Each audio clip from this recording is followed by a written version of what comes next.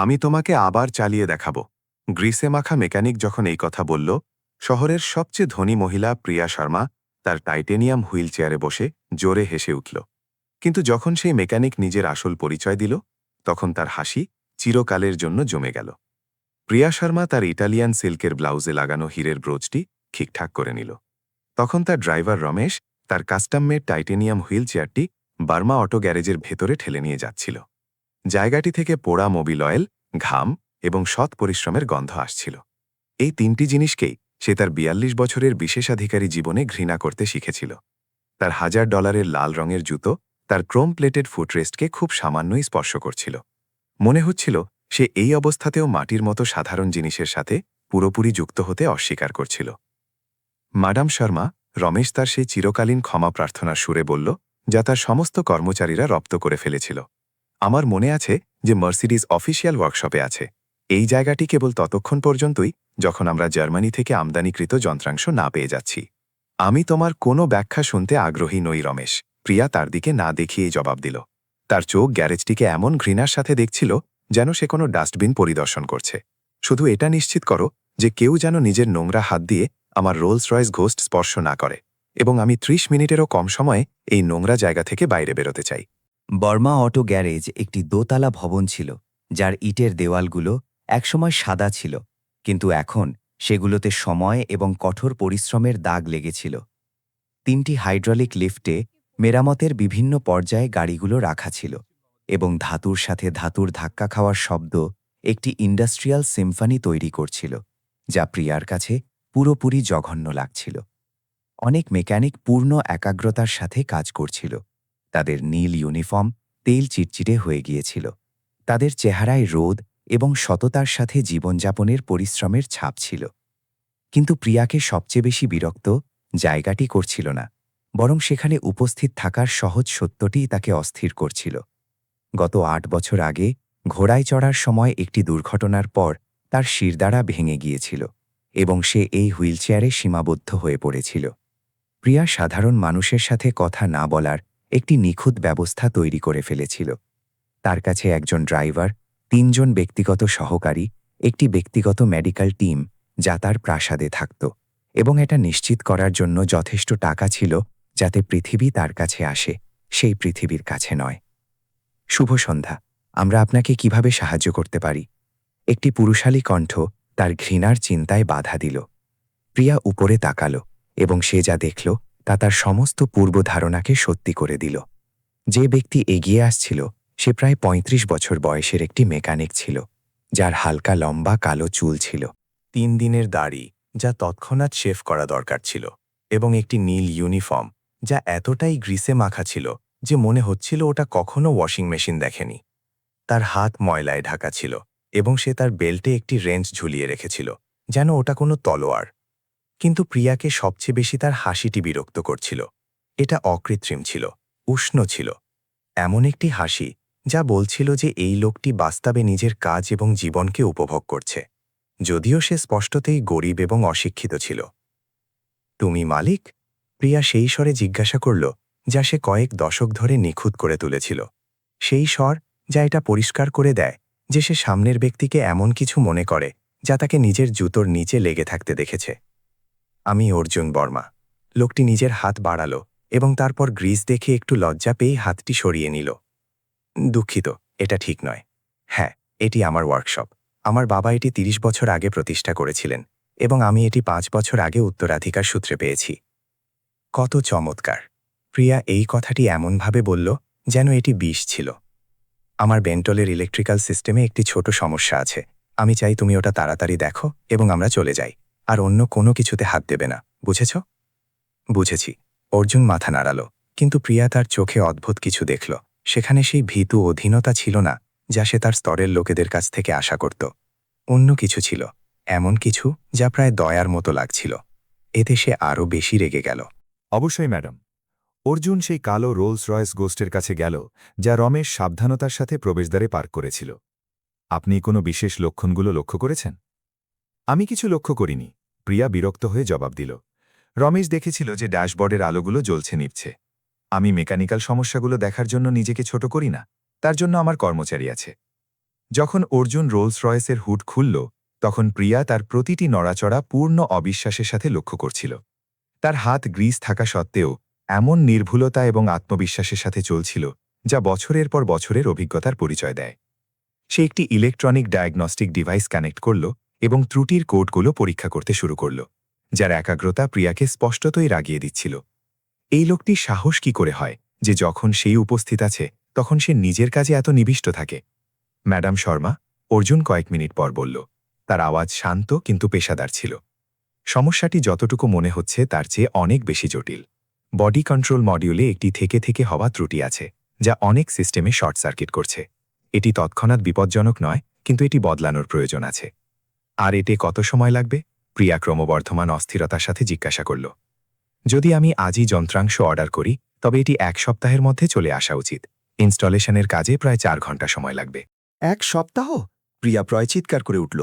তুমি পুরোপুরি পাগল, আমার গাড়ি এখনই চাই। আমি আপনার হতাশা বুঝতে পারছি ম্যাডাম। অর্জুন তার কণ্ঠ শান্ত রাখল, যাতে প্রিয়া আরও বেশি বিরক্ত হয়ে গেল। কিন্তু এই পার্টস সরাসরি ইংল্যান্ড থেকে আসে। এটি বিশেষ উপাদান যা স্থানীয়ভাবে পাওয়া যায় না। আমি এই বিষয়ে একদম আগ্রহী নই যে ওটা কোথা থেকে আসে। প্রিয়া তার হুইল চেয়ারের আর্মরেস্টে রাগে আঘাত করল। যাকে ফোন করতে হয় করো, যত টাকা দিতে হয় দাও, কিন্তু আমার ওই পার্টস কালকের মধ্যেই চাই। অর্জুন তাকে অনেকক্ষণ ধরে দেখল এবং প্রিয়া তার অভিব্যক্তিতে কিছু পরিবর্তন দেখল। পেশাদার ধৈর্যের জায়গায় কোনো এক সমালোচনামূলক বা মূল্যায়নমূলক কিছু জায়গা নিচ্ছিল। ম্যাডাম শর্মা, সে অবশেষে বলল, আমি বুঝি যে আপনি নিজের ইচ্ছেমতো জিনিস হতে দেখে অভ্যস্ত, কিন্তু পদার্থবিজ্ঞান এবং লজিস্টিক্স চিৎকার বা টাকার কথা শোনে না। পার্টস তখনই আসবে যখন আসার কথা।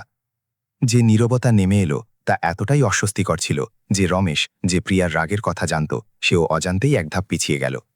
তোমার সাহস কি করে হয় আমার সাথে এভাবে কথা বলার? প্রিয়া ফিসফিস করে বলল, তার মুখ লাল হয়ে গেল।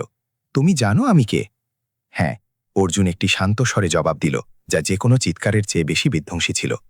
আপনি প্রিয়া শর্মা, শর্মা ফার্মাসিউটিক্যালসের উত্তরাধিকারিণী, 6টি কোম্পানির ডিরেক্টর এবং যেমনটা আমি খবরে পড়েছি, দেশের সবচেয়ে ধনী মহিলাদের মধ্যে একজন। আপনি এমন একজন মানুষ যে স্পষ্টতই কখনো শেখেনি যে সম্মান টাকা দিয়ে কেনা যায় না। প্রিয়ার দম বন্ধ হয়ে আসছিল। 8 বছরে কেউ তার সাথে এভাবে কথা বলেনি। তার সম্পদ একটি নিরাপত্তা দেওয়াল তৈরি করে দিয়েছিল, যেখানে প্রতিটি শব্দ মেপে বলা হতো, প্রতিটি কথোপকথন নিয়ন্ত্রণ করা হতো, প্রতিটি মানুষ জানত যে তারা কতদূর পর্যন্ত যেতে পারবে। আমি তোমাকে শেষ করে দেব। প্রিয়া প্রতিটি শব্দ বিষ উগরে দিয়ে উচ্চারণ করল। আমি এটা নিশ্চিত করব যে তুমি আর কোনো দিন এই শহরে কাজ না করতে পারো। আমি এই বাড়িটি কিনে নিয়ে ভেঙে ফেলব।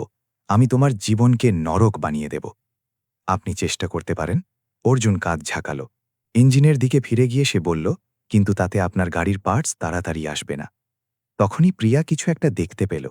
গ্যারেজের দেওয়ালে অর্জুনের পেছনে অনেকগুলো ফ্রেম করা ডিপ্লোমা ঝুলছিল। যেখানে সে ছিল সেখান থেকে সেগুলো পরিষ্কার দেখা মুশকিল ছিল, কিন্তু সেগুলোর মধ্যে একটিতে কোনো বিশ্ববিদ্যালয়ের স্ট্যাম্প দেখা যাচ্ছিল। একটি বিশ্ববিদ্যালয়ের ডিগ্রি থাকা মেকানিক? অসম্ভব। দেওয়ালে ওই কাগজগুলো কি? তার কৌতূহল সাময়িকভাবে তার রাগকে ঝাঁপিয়ে গেল। অর্জুন তার দৃষ্টি অনুসরণ করল এবং হালকা হাসল। অন্য কোনো জীবনের স্মৃতি। তার মানে কি? তার মানে হলো, আমাদের সবার কাছেই এমন গল্প থাকে যা আমরা বলতে পছন্দ করি না। ম্যাডাম শর্মা, আপনার নিজের আছে, আমারও নিজের আছে। এই রহস্যময় জবাব প্রিয়ার বিরক্তি আরও বাড়িয়ে দিল। সে জিনিস না জানতে পারা অপছন্দ করত। তার এটা অনুভব করতে খারাপ লাগছিল যে কারো কাছে এমন তথ্য আছে যার উপর তার নিয়ন্ত্রণ নেই। ঠিক এই চরম উত্তেজনার মুহূর্তে এমন কিছু ঘটল যা সবকিছু বদলে দিল। প্রিয়ার আগের চোটে অর্জুনের থেকে দূরে যাওয়ার জন্য নিজের হুইলচেয়ারটি জোরে সামনে এগিয়ে নেওয়ার চেষ্টা করল, কিন্তু একটি চাকা গ্যারেজের অমসৃণ মেঝের একটি উঁচু জায়গায় ধাক্কা খেল। চেয়ারটি বিপজ্জনকভাবে একপাশে হেলে গেল। প্রিয়া চিৎকার করে উঠল। তার হাত দিশেহারা হয়ে কিছু একটা ধরার চেষ্টা করছিল। রমেশ অনেক দূরে ছিল, অন্য মেকানিকরা লক্ষ্য করেনি। সবকিছু স্লো মোশনে ঘটল, কিন্তু চেয়ারটি পুরোপুরি উল্টে যাওয়ার আগেই অর্জুন নড়ে উঠল। এটি কোনো আকস্মিক কাজ ছিল না, এটি ছিল নিখুঁত হিসেব করা। এক পলকের মধ্যে সে তার পাশে ছিল। তার হাত তাকে এমন এক শক্তির সাথে ধরে নিল যা পেশাদার প্রশিক্ষণের ইঙ্গিত দেয়। সে চেয়ারটিকে এমন সহজে স্থির করল যা অসম্ভব মনে হচ্ছিল, এবং এই প্রক্রিয়ায় প্রিয়া এমন কিছু অনুভব করল যা সে 8 বছরে অনুভব করেনি। অর্জুন তাকে এমনভাবে ধরেছিল যে সে তার পিঠের কিছু নির্দিষ্ট জায়গায় চাপ দিয়েছিল, এবং এক মুহূর্তের জন্য সে কিছু একটা অনুভব করেছিল, ব্যথা নয়, সাধারণ শূন্যতাও নয়, বরং একটি বাস্তব অনুভূতি। আপনি কি ঠিক আছেন? অর্জুন জিজ্ঞাসা করল। প্রিয়া তৎক্ষণাৎ জবাব দিল না। সে সবে ঘটে যাওয়া ঘটনাটি বোঝার চেষ্টা করছিল। ডাক্তাররা পরিষ্কার বলে দিয়েছিলেন তার মেরুদণ্ডের আঘাত সম্পূর্ণ। তার কোমরের নিচে কোনো অনুভূতি ছিল না। এটি স্থায়ী এবং অপরিবর্তনীয়। কিন্তু সে এখন কিছু অনুভব করেছিল। তুমি কি করলে? সে ফিসফিস করে বলল। তার কণ্ঠস্বর কাঁপছিল। আমি আপনাকে পড়ে যাওয়া থেকে বাঁচালাম। অর্জুন প্রশ্ন শুনে স্পষ্টতই বিভ্রান্ত হয়ে জবাব দিল। না। প্রিয়া তাকে আশ্চর্যজনক শক্তির সাথে বাহু দিয়ে জাপটে ধরল। তুমি আমাকে কিভাবে ধরলে? তুমি তোমার হাত ঠিক কোথায় রেখেছিলে? অর্জুন আরও বেশি বিভ্রান্ত হয়ে পলক ফেলল। আমি আপনার মাঝের পিঠে সাপোর্ট দিয়েছিলাম এবং নির্দিষ্ট প্রেশার পয়েন্টের মাধ্যমে আপনার ওজন ডিস্ট্রিবিউট করে ওটাকে স্থির করেছি। এটি সাধারণ আঘাত প্রতিরোধের কৌশল। সে হঠাৎ থেমে গেল, যেন সে এমন কিছু ফাঁস করতে যাচ্ছিল যা সে লুকিয়ে রাখতে চায়। তুমি কোথায় শিখলে? প্রিয়া চাপ দিল। তার সমস্ত মনোযোগ এখন এই অদ্ভুত মেকানিকের উপর নিবদ্ধ ছিল যে তাকে এমন কিছু অনুভব করিয়েছে যা বিশ্বের সেরা নিউরোসার্জনরা অসম্ভব বলেছিলেন। অর্জুন দূরে সরে গেল। তার অভিব্যক্তি গম্ভীর হয়ে গেল। ওয়ার্কপ্লেস সেফটি ট্রেনিংয়ে সমস্ত মেকানিকরা প্রাথমিক চিকিৎসার কৌশল শেখে। এটি একটি স্পষ্ট মিথ্যা ছিল। প্রিয়া তার সারা জীবনে মিথ্যাবাদীদের চিনেছিল। সে এটা চিনে নিয়েই ভাগ্য গড়েছিল যে মানুষ কখন তথ্য লুকিয়ে রাখে। এই লোকটি মিথ্যা বলছিল এবং এতে তার কৌতূহল আরও বেড়ে গেল। আমি কিছু অনুভব করেছি। প্রিয়ার আওয়াজ এখন খুব ক্ষীণ। যখন তুমি আমাকে ধরলে তখন আমি আমার পিঠে কিছু অনুভব করলাম। ডাক্তাররা বলেন যে এটা অসম্ভব। অর্জুন তাকে অনেকক্ষণ দেখল এবং প্রিয়া তার চোখে কিছু বদলাতে দেখল। এটা এমন ছিল যেন সে কোনো সিদ্ধান্ত নিচ্ছে, বিকল্পগুলো মূল্যায়ন করছে, ঝুঁকির হিসেব করছে। ডাক্তাররা সাধারণত সঠিক হন, সে অবশেষে বলল, কিন্তু তার সুর থেকে বোঝা যাচ্ছিল যে সে আরও অনেক কিছু বলছে না। আমার কাছে মিথ্যা বলো না অর্জুন, প্রিয়া আদেশ দিল। কিন্তু বছরের মধ্যে এই প্রথম এটি অহংকার থেকে দেওয়া আদেশ ছিল না, বরং এক বাস্তব আরতি ছিল। তুমি এখন কি করলে? অর্জুন দীর্ঘশ্বাস নিল, যেমন কোনো মানুষ জানে যে সে এমন একটি সেতু পার হতে চলেছে যা সে আর কোনোদিন ফিরে পার হতে পারবে না।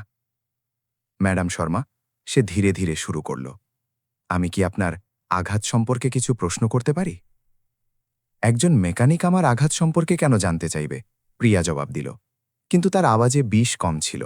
এখন অন্য কিছু ছিল, এক ছোট সূক্ষ্ম আশা।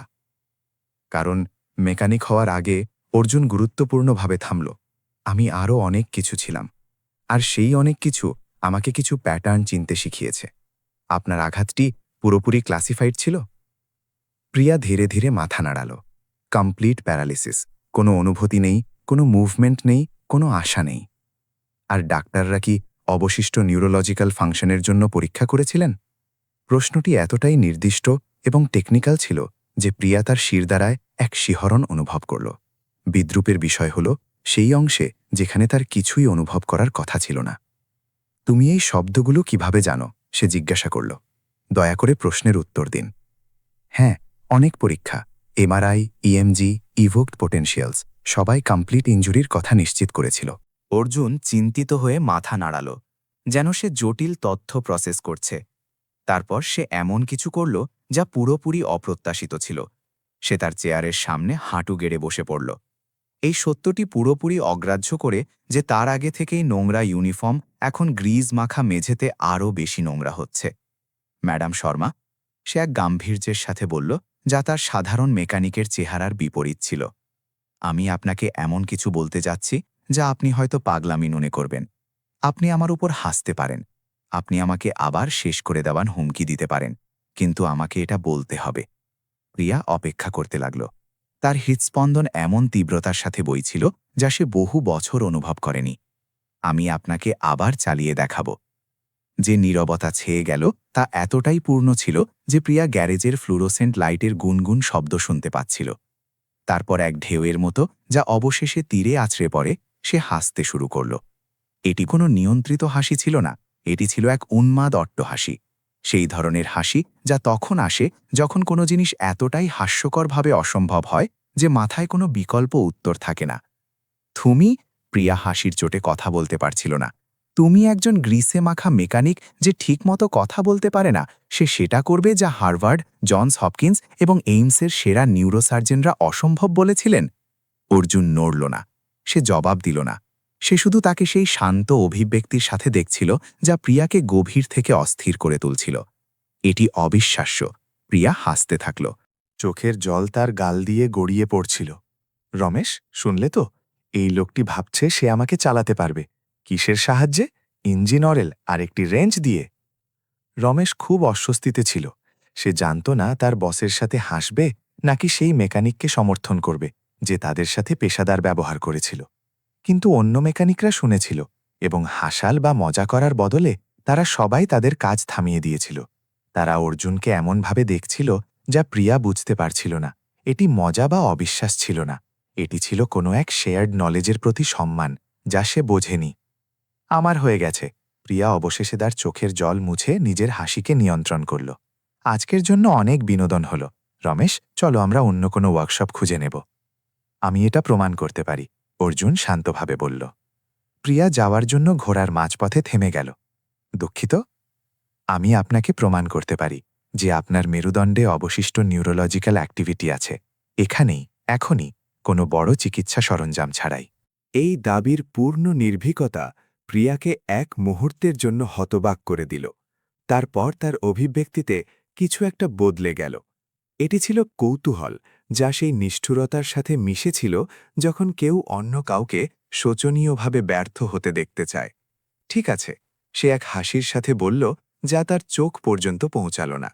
আমি তোমাকে ঠিক 5 মিনিট দেব যাতে তুমি তোমার অদ্ভুত দাবিটি প্রমাণ করতে পারো। আর যখন তুমি ব্যর্থ হবে, এবং তুমি ব্যর্থ হবেই কারণ এটি চূড়ান্ত পাগলামি, তখন আমি তোমার জীবনকে টুকরো টুকরো হয়ে যেতে দেখে আনন্দ পাব। বুঝেছ? বুঝেছি।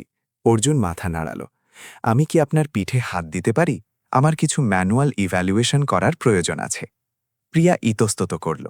8 বছর ধরে কেবল তার ব্যক্তিগত মেডিকেল টিমই তার পিঠে স্পর্শ করেছিল, কিন্তু কৌতূহল এবং এই লোকটিকে ব্যর্থ হতে দেখার ইচ্ছার মিশ্রণে তার প্রতিরোধ ভেঙে গেল। এগিয়ে যাও, সে বলল। করো তোমার সেরা চেষ্টা, অলৌকিক মেকানিক। অর্জুন তার চেয়ারের পেছনে চলে গেল। এটি অদ্ভুত লাগতে পারে, সে সতর্ক করল। আমি আপনার মেরুদণ্ডের কিছু নির্দিষ্ট পয়েন্টে চাপ দেব। যদি আপনি কিছু অনুভব করেন, কিছুই, এমনকি সেটা সামান্য হলেও, আমাকে জানাবেন। আমি কিছুই অনুভব করব না।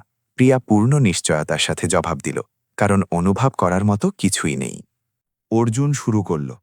তার হাত উপরিভাগের গ্রিজ থাকা সত্ত্বেও এমন নির্ভুলতার সাথে চলছিল যা স্পষ্টতই চিকিৎসার সাথে সম্পর্কিত ছিল। সে শিরদাঁড়ার নির্দিষ্ট পয়েন্টগুলোতে চাপ দিল, ওপর থেকে শুরু করে নিয়মমাফিক নিচের দিকে নামছিল, এবং তারপর যখন সে একটি নির্দিষ্ট পয়েন্টে পৌঁছাল, ঠিক সেই জায়গার নিচে যেখানে আঘাত লেগেছিল, তখন এটি ঘটল। প্রিয়া কিছু একটা অনুভব করল। এটি ব্যথা ছিল না, স্পর্শের অনুভূতিও ছিল না, এটি একটি অনুরণনের মতো ছিল, যেন কেউ সেই ঘরের দরজায় টোকা দিচ্ছে যা সে পুরোপুরি খালি এবং বন্ধ বলে ধরে নিয়েছিল। আপনি কি ওটা অনুভব করলেন? অর্জুন জিজ্ঞাসা করল। তার কণ্ঠ এখন পুরোপুরি প্রফেশনাল এবং ক্লিনিক্যাল। আমি জানি না আমি কি অনুভব করলাম, প্রিয়া স্বীকার করল। তার গলা কাঁপছিল। চলুন আরও কিছু চেষ্টা করি, অর্জুন চালিয়ে গেল। আমি একটি টেকনিক প্রয়োগ করছি যাকে নিউরোমাস্কিউলার প্রোপিওসেপটিভ ফ্যাসিলিটেশন বলা হয়। এটি একটি রিহ্যাবিলিটেশন মেথড যা ঘুমিয়ে থাকা নিউরোলজিক্যাল পথগুলিকে সক্রিয় করার জন্য সেন্সরি রিসেপ্টর ব্যবহার করে। চিকিৎসা সংক্রান্ত শব্দগুলো তার মুখ দিয়ে এমনভাবে বেরোচ্ছিল যেন কেউ সেগুলো বহু বছর ধরে ব্যবহার করেছে। প্রিয়ার মনে হচ্ছিল তার চারপাশের পৃথিবী ঘুরছে। পরের কয়েক মিনিট ধরে অর্জুন অনেকগুলো মুভমেন্ট এবং টেস্ট করল যেগুলোতে উন্নত চিকিৎসা প্রশিক্ষণের প্রয়োজন ছিল। কয়েকবার প্রিয়া সেই অদ্ভুত অনুরণন অনুভব করল, সেই অনুভূতিগুলো যা বিশ্বের সেরা ডাক্তারদের মতে থাকা উচিত ছিল না। যখন সে শেষ করল, অর্জুন আবার তার সামনে এলো। তার অভিব্যক্তি এখন পুরোপুরি গম্ভীর। ম্যাডাম শর্মা, সে বলল, আপনার ইনজুরি ততটা কমপ্লিট নয় যতটা আপনাকে জানানো হয়েছিল। অবশিষ্ট নিউরোলজিক্যাল অ্যাক্টিভিটি আছে, বেশি নয়, কিন্তু তা সেখানে আছে। সঠিক চিকিৎসা এবং রিহ্যাবিলিটেশনের মাধ্যমে আংশিক রিকভারির একটি ছোট কিন্তু বাস্তব সম্ভাবনা আছে। প্রিয়া তার দিকে এমনভাবে তাকিয়েছিল যেন সে কোনো ভূত, এক অসম্ভব জিনিস যেন রক্ত মাংসে পরিণত হয়েছে। তুমি কে? সে ফিসফিস করে জিজ্ঞাসা করল। অর্জুন উঠে দাঁড়াল এবং একটি কাপড়ে নিজের হাত মুছল, যাতে হাতগুলো আরও বেশি নোংরা হয়ে গেল। এমন কেউ যার কাছেও এমন কিছু গল্প আছে যা সে বলতে পছন্দ করে না। কিন্তু আমি আপনাকে এটা বলতে চাই, যদি আপনি বাস্তবে সুস্থ হওয়ার সম্ভাবনা খুঁজতে চান, তবে আমাকে আপনার পুরো মেডিকেল রেকর্ড দেখতে হবে এবং আপনাকে আপনার পুরো জীবনে যত পরিশ্রম করেছেন তার চেয়ে বেশি পরিশ্রম করতে হবে। তুমি ডাক্তার, প্রিয়া প্রশ্নের চেয়ে বেশি জোর দিয়ে বলল। অর্জুন সরাসরি উত্তর দিল না। 5 মিনিট শেষ হয়ে গেছে। আপনি কি এখনও আমার জীবন নষ্ট করতে চান? প্রিয়া জবাব দেওয়ার জন্য মুখ খুলল, কিন্তু কোনো আওয়াজ বের হল না। 8 বছরে প্রথমবার তার কাছে কোনো তৈরি জবাব ছিল না, কোনো কর্মপরিকল্পনা ছিল না, পরিস্থিতির ওপর পূর্ণ নিয়ন্ত্রণ ছিল না। কারণ এই গ্রিসে মাখা মেকানিক, এই লোকটি যাকে সে ঘৃণা করেছিল এবং হুমকি দিয়েছিল, সে এখনই এমন কিছু করেছে যা বিশ্বের সেরা ডাক্তাররা অসম্ভব বলেছিলেন। সে তাকে আশা দিয়েছিল এবং এখন যখন সে তাকে বিস্ময়, ভয় এবং সম্মানের মিশ্রণে দেখছিল, প্রিয়া শর্মা এক ধ্বংসাত্মক সত্যের মুখোমুখি হল। সে এই লোকটিকে পুরোপুরি ভুল চিনেছিল। প্রশ্ন এখন এটি ছিল, সে তার পুরো জীবনে আর কি কি ভুল চিনেছে। কেন? প্রিয়া অবশেষে আওয়াজ পেল, যদিও তা তার নিজের কানেই অদ্ভুত লাগছিল। আমার তোমার সাথে এমন ব্যবহারের পরেও তুমি কেন আমাকে সাহায্য করবে?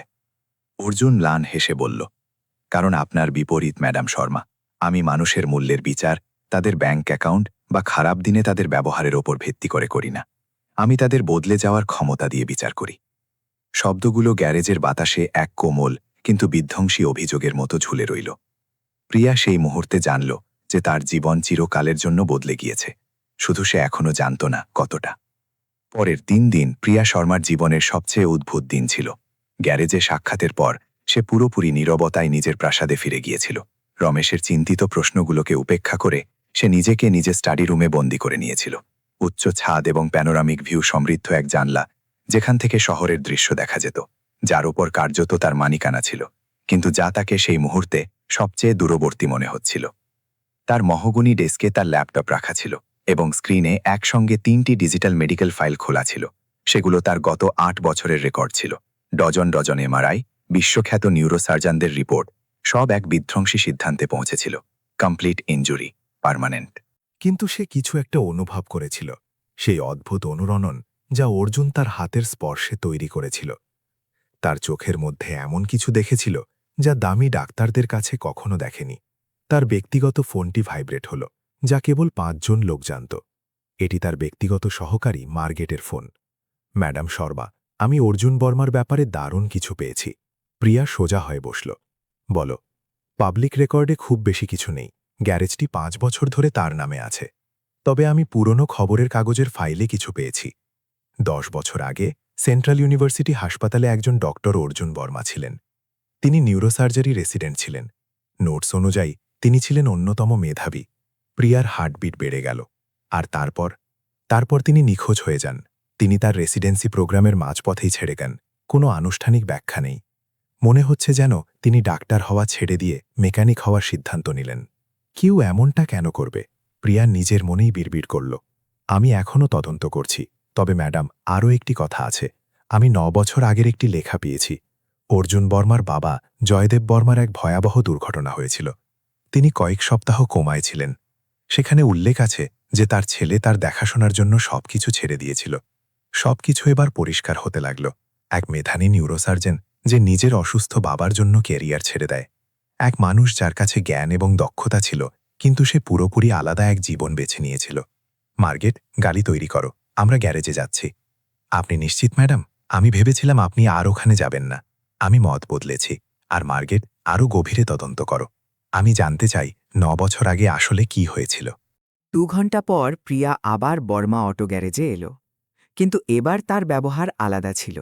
সে কোনো দাবি বা হুমকি নিয়ে আসেনি। সে প্রশ্নের উত্তর খুঁজতে এসেছিল। অর্জুন একটি পুরনো টাটার নিচে কাজ করছিল। যখন সে হুইল চেয়ারের আওয়াজ পেল, সে বিস্ময় নিয়ে বাইরে বেরিয়ে এলো। ম্যাডাম শর্মা, আমি আপনাকে আবার দেখার আশা করিনি। আমিও ভাবিনি এখানে আসব, প্রিয়া স্বীকার করল। প্রথমবার সে গ্যারেজটিকে ঘৃণার চোখে না, বরং কৌতূহলের সাথে দেখল। অন্য মেকানিকরা এক চমৎকার দক্ষতার সাথে কাজ করছিল, যা পারস্পরিক সম্মান এবং কার্যকর নেতৃত্বের কথা বলছিল। জায়গাটি কাজের ধরন অনুযায়ী যথেষ্ট পরিষ্কার ছিল এবং একটি ছোট অফিসে টেকনিক্যাল বইয়ের সাথে সাথে চিকিৎসার বইও সাজানো ছিল। আমি তোমার সাথে কথা বলতে চাই, প্রিয়া নির্জনে বলল। অর্জুন তার হাত মুছে তাকে তার অফিসে নিয়ে গেল। সেখানে দেওয়ালে সেই ডিপ্লোমাগুলো ছিল। এবার প্রিয়া সেগুলো মন দিয়ে পড়ল। জাতীয় বিশ্ববিদ্যালয় থেকে মেডিসিন এবং সার্জারিতে স্নাতক, নিউরোসার্জারিতে স্পেশালাইজেশন, সব ডক্টর অর্জুন আলেকজান্ডার বর্মার নামে। তুমি নিউরোসার্জন ছিলে, প্রিয়া নিশ্চিত করল। আমি খুব খুশি ছিলাম, অর্জুন নিজের জীর্ণ চেয়ারে বসতে বসতে বলল। এখন আমি একজন মেকানিক। কেন? আমি কেন চিকিৎসা ছেড়ে দিলাম, নাকি আমি কেন মেকানিক হওয়া মেনে নিলাম? দুটোই। অর্জুন একটু হেলান দিয়ে বসল। তার চোখে সেই স্মৃতিগুলো ভাসছিল যা স্পষ্টতই কষ্ট দিচ্ছিল। আমার বাবার 9 বছর আগে এক দুর্ঘটনা হয়েছিল, গুরুতর মাথায় চোট। ডাক্তাররা বলেছিলেন কোনো আশা নেই, কিন্তু আমি জানতাম তারা ভুল বলছেন। আমি এমন কিছু লক্ষণ দেখছিলাম যা তারা অগ্রাহ্য করছিলেন, নিউরোলজিক্যাল প্যাটার্ন যা মস্তিষ্কের অ্যাক্টিভিটি নির্দেশ করছিল। তারপর তুমি কি করলে? আমি আমার রেসিডেন্সি ছেড়ে দিলাম। আমি তার চিকিৎসার নিয়ন্ত্রণ নিজের হাতে নিলাম। পুরো 1 বছর আমি রোজ তার সাথে থাকতাম। নিউরোলজিক্যাল টেকনিক ব্যবহার করতাম যা আমি শিখেছিলাম, কিন্তু অন্যান্য ডাক্তাররা সেগুলোকে অবাস্তব মনে করতেন। আর ওটা কাজ করল। আমার বাবা জেগে উঠলেন। প্রিয়া নিজের মনে এক অদ্ভুত অনুভূতি অনুভব করল। এটি সহানুভূতি ছিল। কিন্তু আরও কিছু তো আছে, সে বলল। অর্জুন জানালো, যখন সে তার বাবার দেখাশোনা করছিল, হাসপাতাল থেকে তার উপর ফেরার জন্য চাপ দেওয়া হচ্ছিল। তারা বলল সে তার প্রতিভা নষ্ট করছে। যখন সে রাজি হল না, তখন তারা তার পেশাদারিত্ব নিয়ে প্রশ্ন তোলা শুরু করল। তারা তার লাইসেন্স কাড়েনি, কিন্তু এটা পরিষ্কার করে দিল যে ফিরে গেলে সে সেই ডাক্তার হিসেবেই পরিচিত হবে যে রোগীদের মাঝপথে ছেড়ে দেয়। তার কেরিয়ার শুরুর আগেই সম্মান নষ্ট হয়ে গিয়েছিল। তাই সে আর না ফেরার সিদ্ধান্ত নিল। আর গ্যারেজ, তার বাবা সুস্থ হয়ে গেলেও আর শারীরিক পরিশ্রম করতে পারতেন না। ব্যবসার দায়িত্ব কাউকে তো নিতে হতো। সে ছোটবেলা থেকেই গাড়ির কাজ জানত, তাই সে মেকানিক হয়ে গেল। দেখা গেল গাড়ি ঠিক করা সার্জারির মতোই, এখানেও নির্ভুল ডায়াগনোসিস আর স্থির হাতের প্রয়োজন হয়। কিন্তু তুমি তো এখনও ডাক্তার, প্রিয়া বলল। তুমি কি সেই জ্ঞান মুছে দিতে পারো? না, পারা যায় না, অর্জুন একমত হল। তাই যখন আমি আপনাকে দেখলাম, আপনার রিফ্লেক্সগুলোতে কিছু সংকেত লক্ষ্য করলাম যা একটি প্যাটার্ন তৈরি করছিল। আর যখন আমি আপনাকে পড়ে যাওয়া থেকে আটকালাম, তখন আমি আপনার মাংসপেশিতে এক প্রতিরোধ অনুভব করলাম যা থাকার কথা নয়। সামান্য, কিন্তু ওটা ছিল। প্রিয়া দীর্ঘশ্বাস নিল। ডাক্তাররা 8 বছর ধরে বলছেন কোনো আশা নেই। আমি কেন তাদের বদলে তোমার কথা শুনব? আপনার শোনা উচিত নয়, অর্জুন সততার সাথে বলল।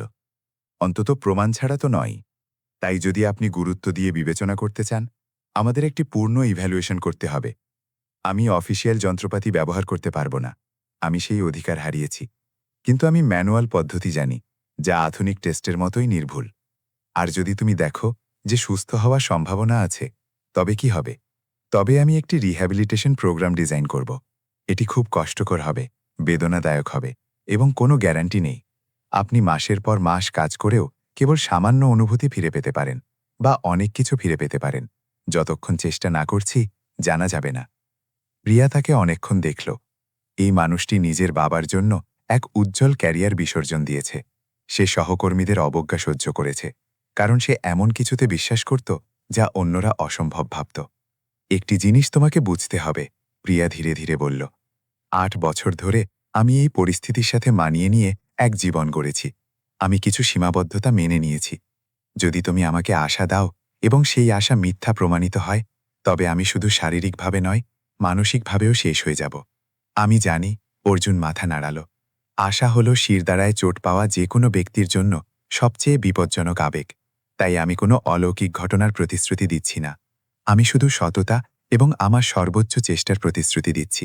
আর যদি এটা কাজ করে, প্রিয়া বলল, যদি আমি সত্যিই কিছু ফিরে পাই, তবে সেটা হবে কারণ একজন মেকানিক সেটা করেছে, যা সেরা ডাক্তাররা অসম্ভব বলেছিলেন। তুমি কি বোঝো আমার জন্য ওটা কতটা লজ্জার হবে? ওটা কি আপনার বাকি জীবন এই আফসোস নিয়ে কাটানোর চেয়ে বেশি লজ্জার হবে যে কোনো একটি সুযোগ ছিল যা আপনি হাতছাড়া করেছেন? অর্জুন শান্তভাবে প্রশ্নটি রেখে দিল। প্রিয়া শর্মা বুঝতে পারল তার সামনে দাঁড়ানো এই নোংরা জামা পরা মানুষটি কেবল তার শরীর নয়, তার আত্মা এবং চিন্তাভাবনাকেও নাড়িয়ে দিয়েছে। সে এবার নিজের জীবনকে নতুনভাবে দেখার সিদ্ধান্ত নিল। অর্জুন ধীরে থেকে জিজ্ঞেস করল। প্রশ্নটি প্রিয়ার কাছে একটি ঘুষির মতো লাগল। সে সঠিক ছিল। সে পুরোপুরি সঠিক ছিল। ঠিক আছে, সে অবশেষে বলল, এটা করো, আমাকে মূল্যায়ন করো। আর যদি তুমি বাস্তব কিছু খুঁজে পাও, এমন কিছু যাই পাগলামিকে সমর্থন করে, তবে আমি তোমার পুনর্বাসন কর্মসূচির কথা বিবেচনা করব। অর্জুন মাথা নাড়াল এবং দাঁড়িয়ে গেল। আমার প্রায় 2 ঘন্টা সময় লাগবে, আপনি কি অপেক্ষা করতে পারবেন? প্রিয়া তার লিমিটেড এডিশন কার্টিয়ার ঘড়িটি দেখল। সেই বিকেলে তার 3টি মিটিং নির্ধারিত ছিল। সবকটি লক্ষ লক্ষ ডলারের ব্যবসার জন্য গুরুত্বপূর্ণ ছিল। কিন্তু হঠাৎ সেই মিটিংগুলো সেই সম্ভাবনার তুলনায় পুরোপুরি তুচ্ছ মনে হতে লাগল। তা যতই ক্ষীণ হোক না কেন, এমন কিছু ফিরে পাওয়ার সম্ভাবনা যাকে সে চিরতরে হারিয়ে ফেলেছে বলে ধরে নিয়েছিল। সবকিছু বাতিল করে দাও, সে ফোনে রমেশকে বলল। আমি ততক্ষণ এখানেই থাকব যতক্ষণ প্রয়োজন। যখন অর্জুন জায়গাটি তৈরি করছিল, প্রিয়ার চেয়ারটিকে গ্যারেজের একটি অপেক্ষাকৃত ব্যক্তিগত এলাকায় নিয়ে যাচ্ছিল এবং গোপনীয়তার জন্য জানলাগুলো ঢেকে দিচ্ছিল, তখন সে তার প্রতিটি নড়াচড়া লক্ষ্য করছিল। সেগুলো ছিল নিখুঁত এবং পেশাদার, এমন একজনের নড়াচড়া যে এটি হাজার হাজার বার করেছে। সে মেকানিক সেজে অভিনয় করা কোনো ডাক্তার ছিল না, সে ছিল মেকানিকের পোশাকে একজন প্রকৃত ডাক্তার। আমার আপনার বিশ্বাসের প্রয়োজন হবে, অর্জুন যখন তৈরি হলো তখন বলল। এই মূল্যায়নগুলোর মধ্যে কিছু অস্বস্তিকর হতে পারে। যদি আপনি যে কোনো সময় থামতে চান, তবে শুধু বলে দেবেন। আমি থামব না, প্রিয়া দৃঢ় সংকল্পের সাথে জবাব দিল। যা করার আছে করো। আর এভাবেই প্রিয়ার অভিজ্ঞতায় দেখা সবচেয়ে অসাধারণ সেশনগুলোর একটি শুরু হলো। আগামী 2 ঘন্টা ধরে অর্জুন এমন একটি নিউরোলজিক্যাল মূল্যায়ন করল যা অভিজাত হাসপাতালের অভিজ্ঞতার সাথে পাল্লা দেওয়ার মতো ছিল। সে তার হাতগুলোকে রোগ নির্ণয়ের যন্ত্র হিসেবে ব্যবহার করল, নির্দিষ্ট বিন্দুতে চাপ দিল, রিফ্লেক্স তৈরি করল, সূক্ষ্ম পেশির প্রতিক্রিয়া মূল্যায়ন করল এবং ধীরে ধীরে পদ্ধতিগতভাবে সে সেটিই খুঁজে পেল যা সে খুঁজছিল। এখানে অর্জুন তার নিজের মেরুদণ্ডের একটি নির্দিষ্ট বিন্দুতে চাপ দিল। আপনি কি এটি অনুভব করছেন? হ্যাঁ, প্রিয়া ফিসফিস করে বলল। তার চোখে জল আসছিল। এটা সামান্য, একটি দূরের ঝনঝনানির মতো, কিন্তু হ্যাঁ, এবং এটি। সে তার হাতগুলো একটু নিচে নিয়ে গেল। এটাও, হে ভগবান, এটাও অনুভব করা যাচ্ছে। অর্জুন প্রতিটি প্রতিক্রিয়া, প্রতিটি অনুভূতি, প্রতিটি ছোট নিউরোলজিক্যাল সক্রিয়তার সংকেত নথিবোধ করতে থাকল, যা তার অফিসিয়াল মেডিকেল রেকর্ড অনুযায়ী সেখানে থাকার কথা ছিল না। যখন সে অবশেষে শেষ করল, সে তার সামনে বসল। তার অভিব্যক্তি ছিল গম্ভীর কিন্তু আশাবাদী। ম্যাডাম শর্মা, সে শুরু করল, আপনার চোট ততটা পূর্ণাঙ্গ নয় যতটা আপনাকে বলা হয়েছিল। কিছু অবশিষ্ট নিউরোলজিক্যাল পথ আছে। সেগুলো দুর্বল, খুব দুর্বল, কিন্তু সেগুলো সেখানে আছে। নিবিড় পুনর্বাসনের সাথে, বিশেষ করে সেই পথগুলোকে সক্রিয় করার জন্য ডিজাইন করা, পুনরুদ্ধারের একটি বাস্তব সম্ভাবনা আছে। কতটুকু পুনরুদ্ধার? প্রিয়া জিজ্ঞেস করল। তার গলা কাঁপছিল। আমি আপনাকে কথা দিতে পারছি না যে আপনি আবার হাঁটবেন। অর্জুন নিষ্ঠুরভাবে সৎ ছিল। এটা বলা দায়িত্ব জ্ঞানহীন হবে। কিন্তু আমার বিশ্বাস যে আমরা গুরুত্বপূর্ণ সংবেদন ফিরিয়ে আনতে পারি, হয়তো কিছু পেশির নিয়ন্ত্রণ, এবং আশা করি আপনার জীবনযাত্রার মান নাটকীয়ভাবে উন্নত করার মতো যথেষ্ট কার্যকারিতা। প্রিয়া যে চোখের জল আটকে রেখেছিল তা অবশেষে বেরিয়ে এলো। 8 বছর ধরে সে পরিবর্তনের কোনো সম্ভাবনা না থাকা এক সাজা মেনে নিয়েছিল, এবং এখন এক গ্রিসে মাখামাখি মেকানিক তাকে বলছে যে আশা আছে। কেন? সে কাঁদতে কাঁদতে জিজ্ঞেস করল। অন্য ডাক্তাররা কেন এটা খুঁজে পায়নি? কারণ তারা খুঁজছিল না, অর্জুন সহজ জবাব দিল। আপনার শুরুর চোট গুরুতর ছিল, ডাক্তাররা স্পষ্ট ক্ষতি দেখেছিলেন এবং ধরে নিয়েছিলেন যে এটি সম্পূর্ণ। কিন্তু মেরুদণ্ডের চোট জটিল হয়। কখনো কখনো নিউরোলজিক্যাল পথগুলো বেঁচে যায়, কিন্তু সেগুলো একটি নিষ্ক্রিয় অবস্থায় চলে যায়। সেগুলো মরে যায়নি, শুধু ঘুমিয়ে আছে, এবং সঠিক উদ্দীপনার মাধ্যমে সেগুলো জেগে উঠতে পারে। কবে শুরু করব? প্রিয়া চোখের জল মুছতে মুছতে জিজ্ঞেস করল। এটা আপনার ওপর নির্ভর করে, অর্জুন বলল। আমি যে প্রোগ্রাম ডিজাইন করব তা হবে কঠোর। প্রতিদিন 3 থেকে 4 ঘন্টার সেশন, বেদনাদায়ক ব্যায়াম, ধীর এবং হতাশাজনক উন্নতি। এমন দিন আসবে যখন আপনি হার মানতে চাইবেন, যখন আপনি নিজেকে জিজ্ঞেস করবেন, এই প্রচেষ্টা কি মূল্যবান? আমি হার মানব না, প্রিয়া এক উগ্রতার সাথে নিশ্চিত করল, যা নিজেকেও অবাক করে দিল। আমি এই চেয়ারে 8 বছর বেঁচে আছি। আমি এখান থেকে বের হওয়ার জন্য যা কিছু দরকার তা সহ্য করতে পারি। অর্জুন হাসল, এবং প্রথমবার প্রিয়া তার চোখে প্রকৃত অনুমোদন দেখল। ভালো, কারণ আমাদের সেই দৃঢ় সংকল্পের প্রয়োজন হবে। আমরা কাল শুরু করব, যদি আপনি তৈরি থাকেন। আমি তৈরি আছি, প্রিয়া কথা দিল।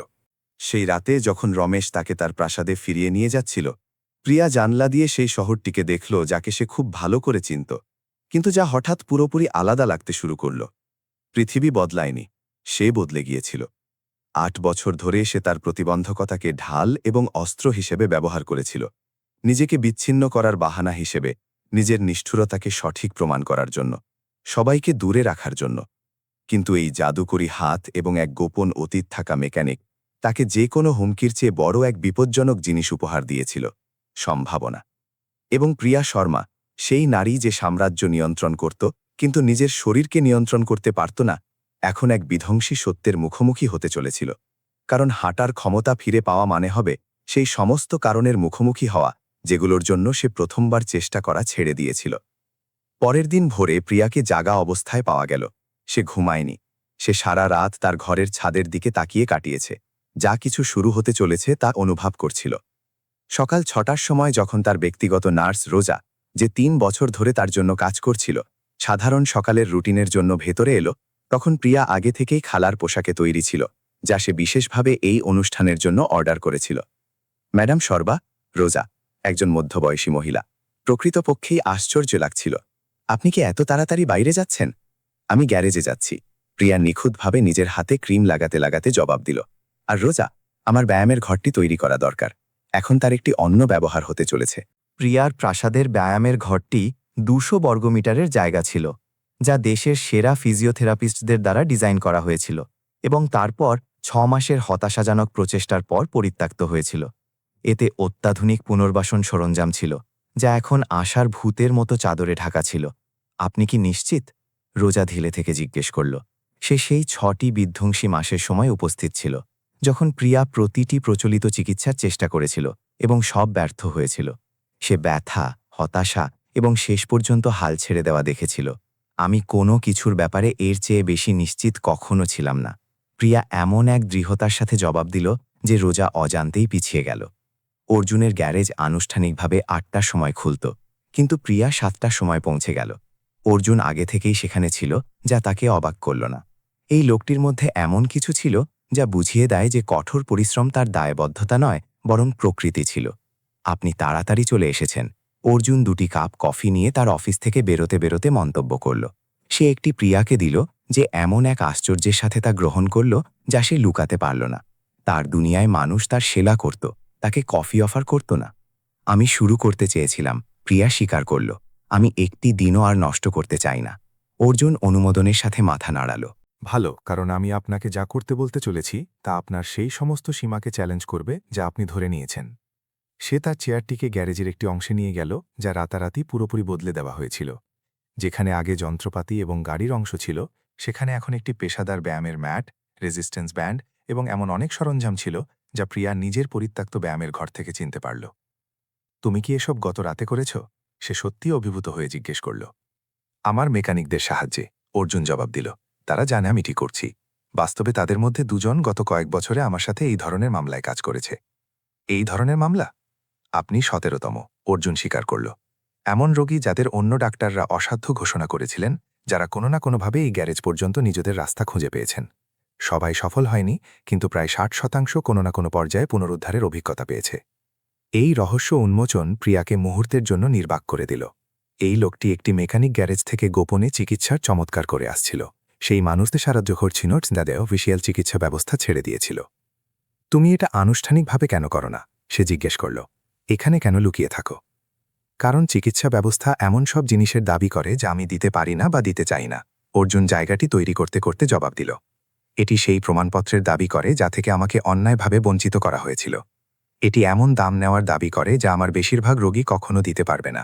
এবং এটি এমন প্রোটোকল মেনে চলার দাবি করে যা আমি অভিজ্ঞতা থেকে জানি যে সবসময় সেরা হয় না। তাহলে তুমি কি বিনামূল্যে কাজ করো? আমি ততটুকু কাজ করি যতটুকু মানুষ দিতে পারে, অর্জুন ঠিক করে দিল। কেউ কিছু দেয় না, কেউ আপনার মতো সামর্থ্যবান। যদি আপনি আমাকে টাকা দেওয়ার সিদ্ধান্ত নেন, তবে সেই টাকা একটি ফান্ডে যায় যা অন্য রোগীদের সাহায্য করে। প্রিয়া সেই তথ্যটি গ্রহণ করল। তার দুনিয়ায় প্রতিটি জিনিসের একটি দাম ছিল, এবং সেই দাম সাধারণত খুব বেশি হতো। এমন একজনের ধারণা যে বিশেষ চিকিৎসা পরিষেবা দিচ্ছে যা মানুষ দিতে সক্ষম, তা বিপ্লবী এবং অপমানজনক ছিল। কারণ এর মানে ছিল যে এই মেকানিকের কাছে এমন কিছু ছিল যা তার সমস্ত টাকা দিয়েও কেনা সম্ভব নয়। প্রকৃত নীতি। চলুন শুরু করি, অর্জুন ঘোষণা করল। প্রথম মূল্যায়ন, আমি আপনাকে চেয়ার থেকে ম্যাটে নিয়ে যাব। আমার আপনার ওপর পুরো বিশ্বাসের প্রয়োজন। প্রিয়া তার পেটে উদ্বেগের এক দলা অনুভব করল। 8 বছর ধরে এই স্থানান্তর বিশেষ সরঞ্জামের সাহায্যে পেশাদার চিকিৎসা কর্মীদের দ্বারা করা হতো। একটি গ্যারেজে একজন মেকানিকের দ্বারা কুলে তুলে নেওয়ার চিন্তা প্রায় অদ্ভুত লাগছিল, কিন্তু অর্জুনের চোখে এমন কিছু ছিল যা পূর্ণ সক্ষমতা প্রকাশ করছিল। ঠিক আছে, প্রিয়া মাথা নাগাল। অর্জুন কাছে এলো এবং তার হাত প্রিয়ার শরীরের নির্দিষ্ট স্থানগুলো খুঁজতে লাগল। 3 এসে গুনল, 1, 2, 3। গতি ছিল সহজ, উত্তম এবং পেশাদার। সেকেন্ডের মধ্যে প্রিয়া ম্যাটে শুয়েছিল। এবং সে অসুরক্ষা বা ভয়ের একটি মুহূর্ত অনুভব করেনি। অর্জুন তাকে এমন দক্ষতার সাথে নাড়াচড়া করালো যা সে 1000 বার করেছে। এখন আমরা মৌলিক মূল্যায়নের সাথে শুরু করতে যাচ্ছি। অর্জুন তার পাশে হাঁটু গেড়ে বসে বোঝালো, আমি আপনার পা এবং পায়ের পাতার বিভিন্ন বিন্দু স্পর্শ করব। আমি চাই আপনি আমাকে বলবেন যদি আপনার কিছু অনুভব হয়, তা সে যতই সামান্য হোক না কেন।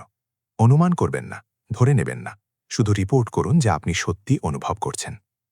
পরের 1 ঘণ্টা ধরে অর্জুন সবচেয়ে বিস্তারিত মূল্যায়ন করল যা প্রিয়া কখনো অনুভব করেনি, এবং তার বাড়তে থাকা আশ্চর্যের সাথে সে অনেক কিছু অনুভব করল। খুব বেশি নয়, সব সময়ও নয়, কিন্তু সেগুলো সেখানে ছিল। চাপের সামান্য অনুভূতি, দূরের স্পর্শ যা থাকার কথা ছিল না, সেই জিনিসের প্রতিধ্বনি যা একসময় পূর্ণ অনুভূতি ছিল। এটা অবিশ্বাস্য, প্রিয়া একটি বিশেষ স্পষ্ট প্রতিক্রিয়ার পর ফিসফিস করে বলল, এটা কিভাবে সম্ভব? আপনার মেরুদণ্ড একটি রাজপথের মতো, অর্জুন কাজ করতে করতে বোঝাল। দুর্ঘটনা সেই রাজপথে একটি বড় বাধা তৈরি করেছে, কিন্তু কিছু ছোট রাস্তা বেঁচে গেছে। সেগুলো ক্ষতিগ্রস্ত, দুর্বল, কিন্তু সেগুলো সেখানে আছে। আমাদের কাজ সেই রাস্তাগুলো পুনর্নির্মাণ করা, সেগুলোকে শক্তিশালী করা, নতুন সংযোগ তৈরি করা। আর এটা কি সম্ভব? মানুষের মস্তিষ্ক মহাবিশ্বের সবচেয়ে অভিযোজনযোগ্য জিনিস, অর্জুন জবাব দিল। যখন পুরনো পথগুলো বন্ধ হয়ে যায় তখন এটি নতুন নিউরোলজিক্যাল পথ তৈরি করতে পারে। এটি নিউরোপ্লাস্টিসিটি নামক একটি প্রক্রিয়া।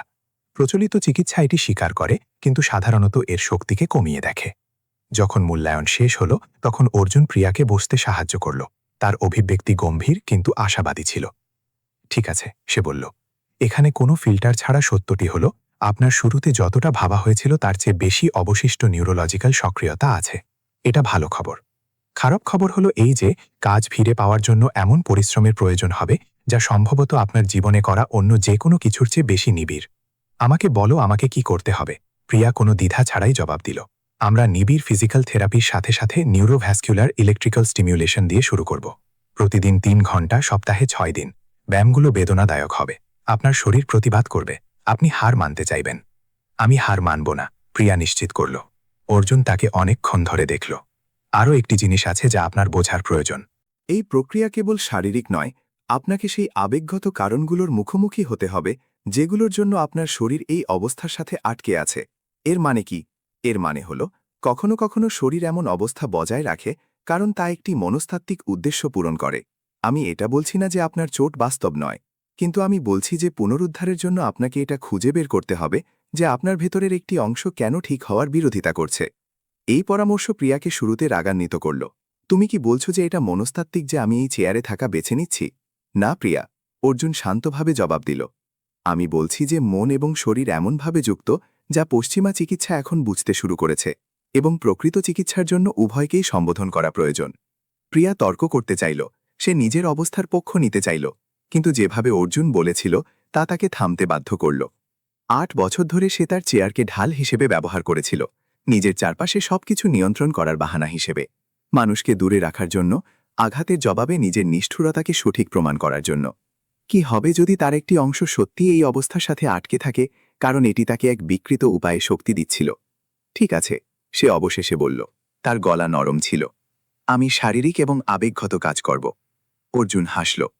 তাহলে চলুন শুরু করি। আজ আমরা আপনার বেসলাইন স্থাপন করতে যাচ্ছি। আমি দেখতে চাই আপনি এখন কি করতে পারেন, যাতে আমাদের কাছে পরে তুলনা করার জন্য কিছু থাকে। পরের 90 মিনিট শারীরিকভাবে সবচেয়ে চ্যালেঞ্জিং ছিল, যা প্রিয়া গত কয়েক বছরে অনুভব করেছিল। অর্জুন তাকে সেই পেশিগুলো সক্রিয় করার ব্যায়ামগুলোর মাধ্যমে পথ দেখাল, যেগুলোকে সে পুরোপুরি মৃত ধরে নিয়েছিল। সে ইলেকট্রিক্যাল স্টিমিউলেশন ব্যবহার করে পেশির সংকোচন হটাল। তারপর সে তাকে স্বেচ্ছায় সেই সংকোচনগুলো পুনরায় করার চেষ্টা করার কৌশল শেখাল। শুরুতে কিছুই হল না, সে যতই চেষ্টা করুক তার পা পুরোপুরি নিষ্ক্রিয় থাকল। কিন্তু অর্জুন অনবরত লেগে থাকল, কৌশলগুলোকে সংনবত করতে থাকল, বিভিন্ন দৃষ্টিভঙ্গির চেষ্টা করতে থাকল, নিউরোলজিক্যাল সংযোগের সেই আগুনের ফুলকি খুঁজতে থাকল, এবং তারপর 40 মিনিটের হতাশাজনক প্রচেষ্টার পর এটি ঘটল।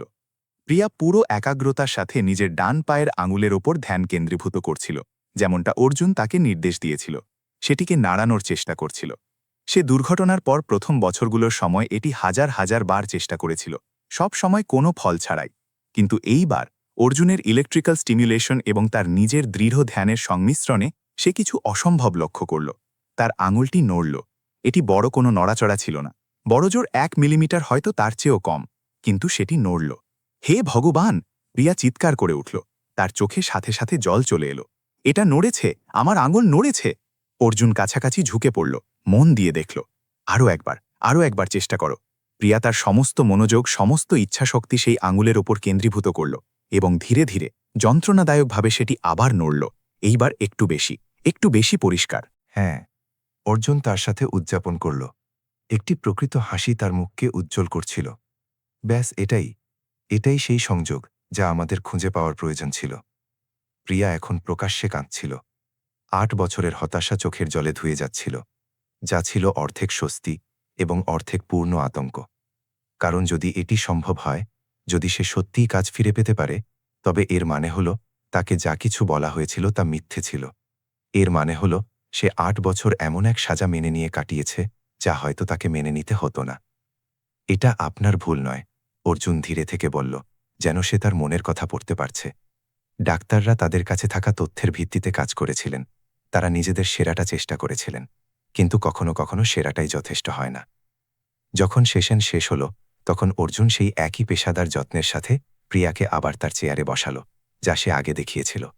আজ বিশ্রাম করুন, সে নির্দেশ দিল। আপনার শরীরকে এখনই আমরা যা করেছি তা প্রসেস করার প্রয়োজন। আমরা কাল চালিয়ে যাব। অর্জুন, প্রিয়া তাকে যাওয়ার আগে ডাকল। ধন্যবাদ। কেবল এই জন্য নয়, সে ব্যায়ামের ম্যাটের দিকে ইশারা করল, বরং যখন আপনি এমন কিছু দেখলেন যা অন্যরা দেখেনি, তখন হাল না ছাড়ার জন্য। অর্জুন মাথা নাড়াল। প্রত্যেকে একটি দ্বিতীয় সুযোগের অধিকারী প্রিয়া, এমনকি তারাও যারা বিশ্বাস করে না যে তারা এর যোগ্য। সে সারা রাত প্রিয়ার সাথে বাড়ি ফেরার পথে থেকে গেল। সে অর্জুনের সাথে তার প্রথম দেখায় চরম অবজ্ঞার সাথে ব্যবহার করেছিল। সে তাকে হুমকি দিয়েছিল, তার অপমান করেছিল। সে তার বাহ্যিক রূপ দেখে তাকে পুরোপুরি বিচার করেছিল, এবং সে দয়া দিয়ে জবাব দিয়েছিল, পেশাদারিত্বের সাথে, এমন এক উপহারের সাথে যা তাকে দেওয়ার প্রয়োজন ছিল না। 8 বছরে প্রথমবার প্রিয়া নিজেকে জিজ্ঞেস করল, আয়নায় দেখা সেই ব্যক্তিটি আসলে কে ছিল। পরের 3 সপ্তাহ ধরে প্রিয়া বদলে গেল। সে প্রতিদিন সকাল 7টার সময় অর্জুনের গ্যারেজে পৌঁছে যেত। অন্য মেকানিকরা আসার আগে সে এমন এক তীব্রতার সাথে কাজ করত যা অর্জুনকেও অবাক করে দিত।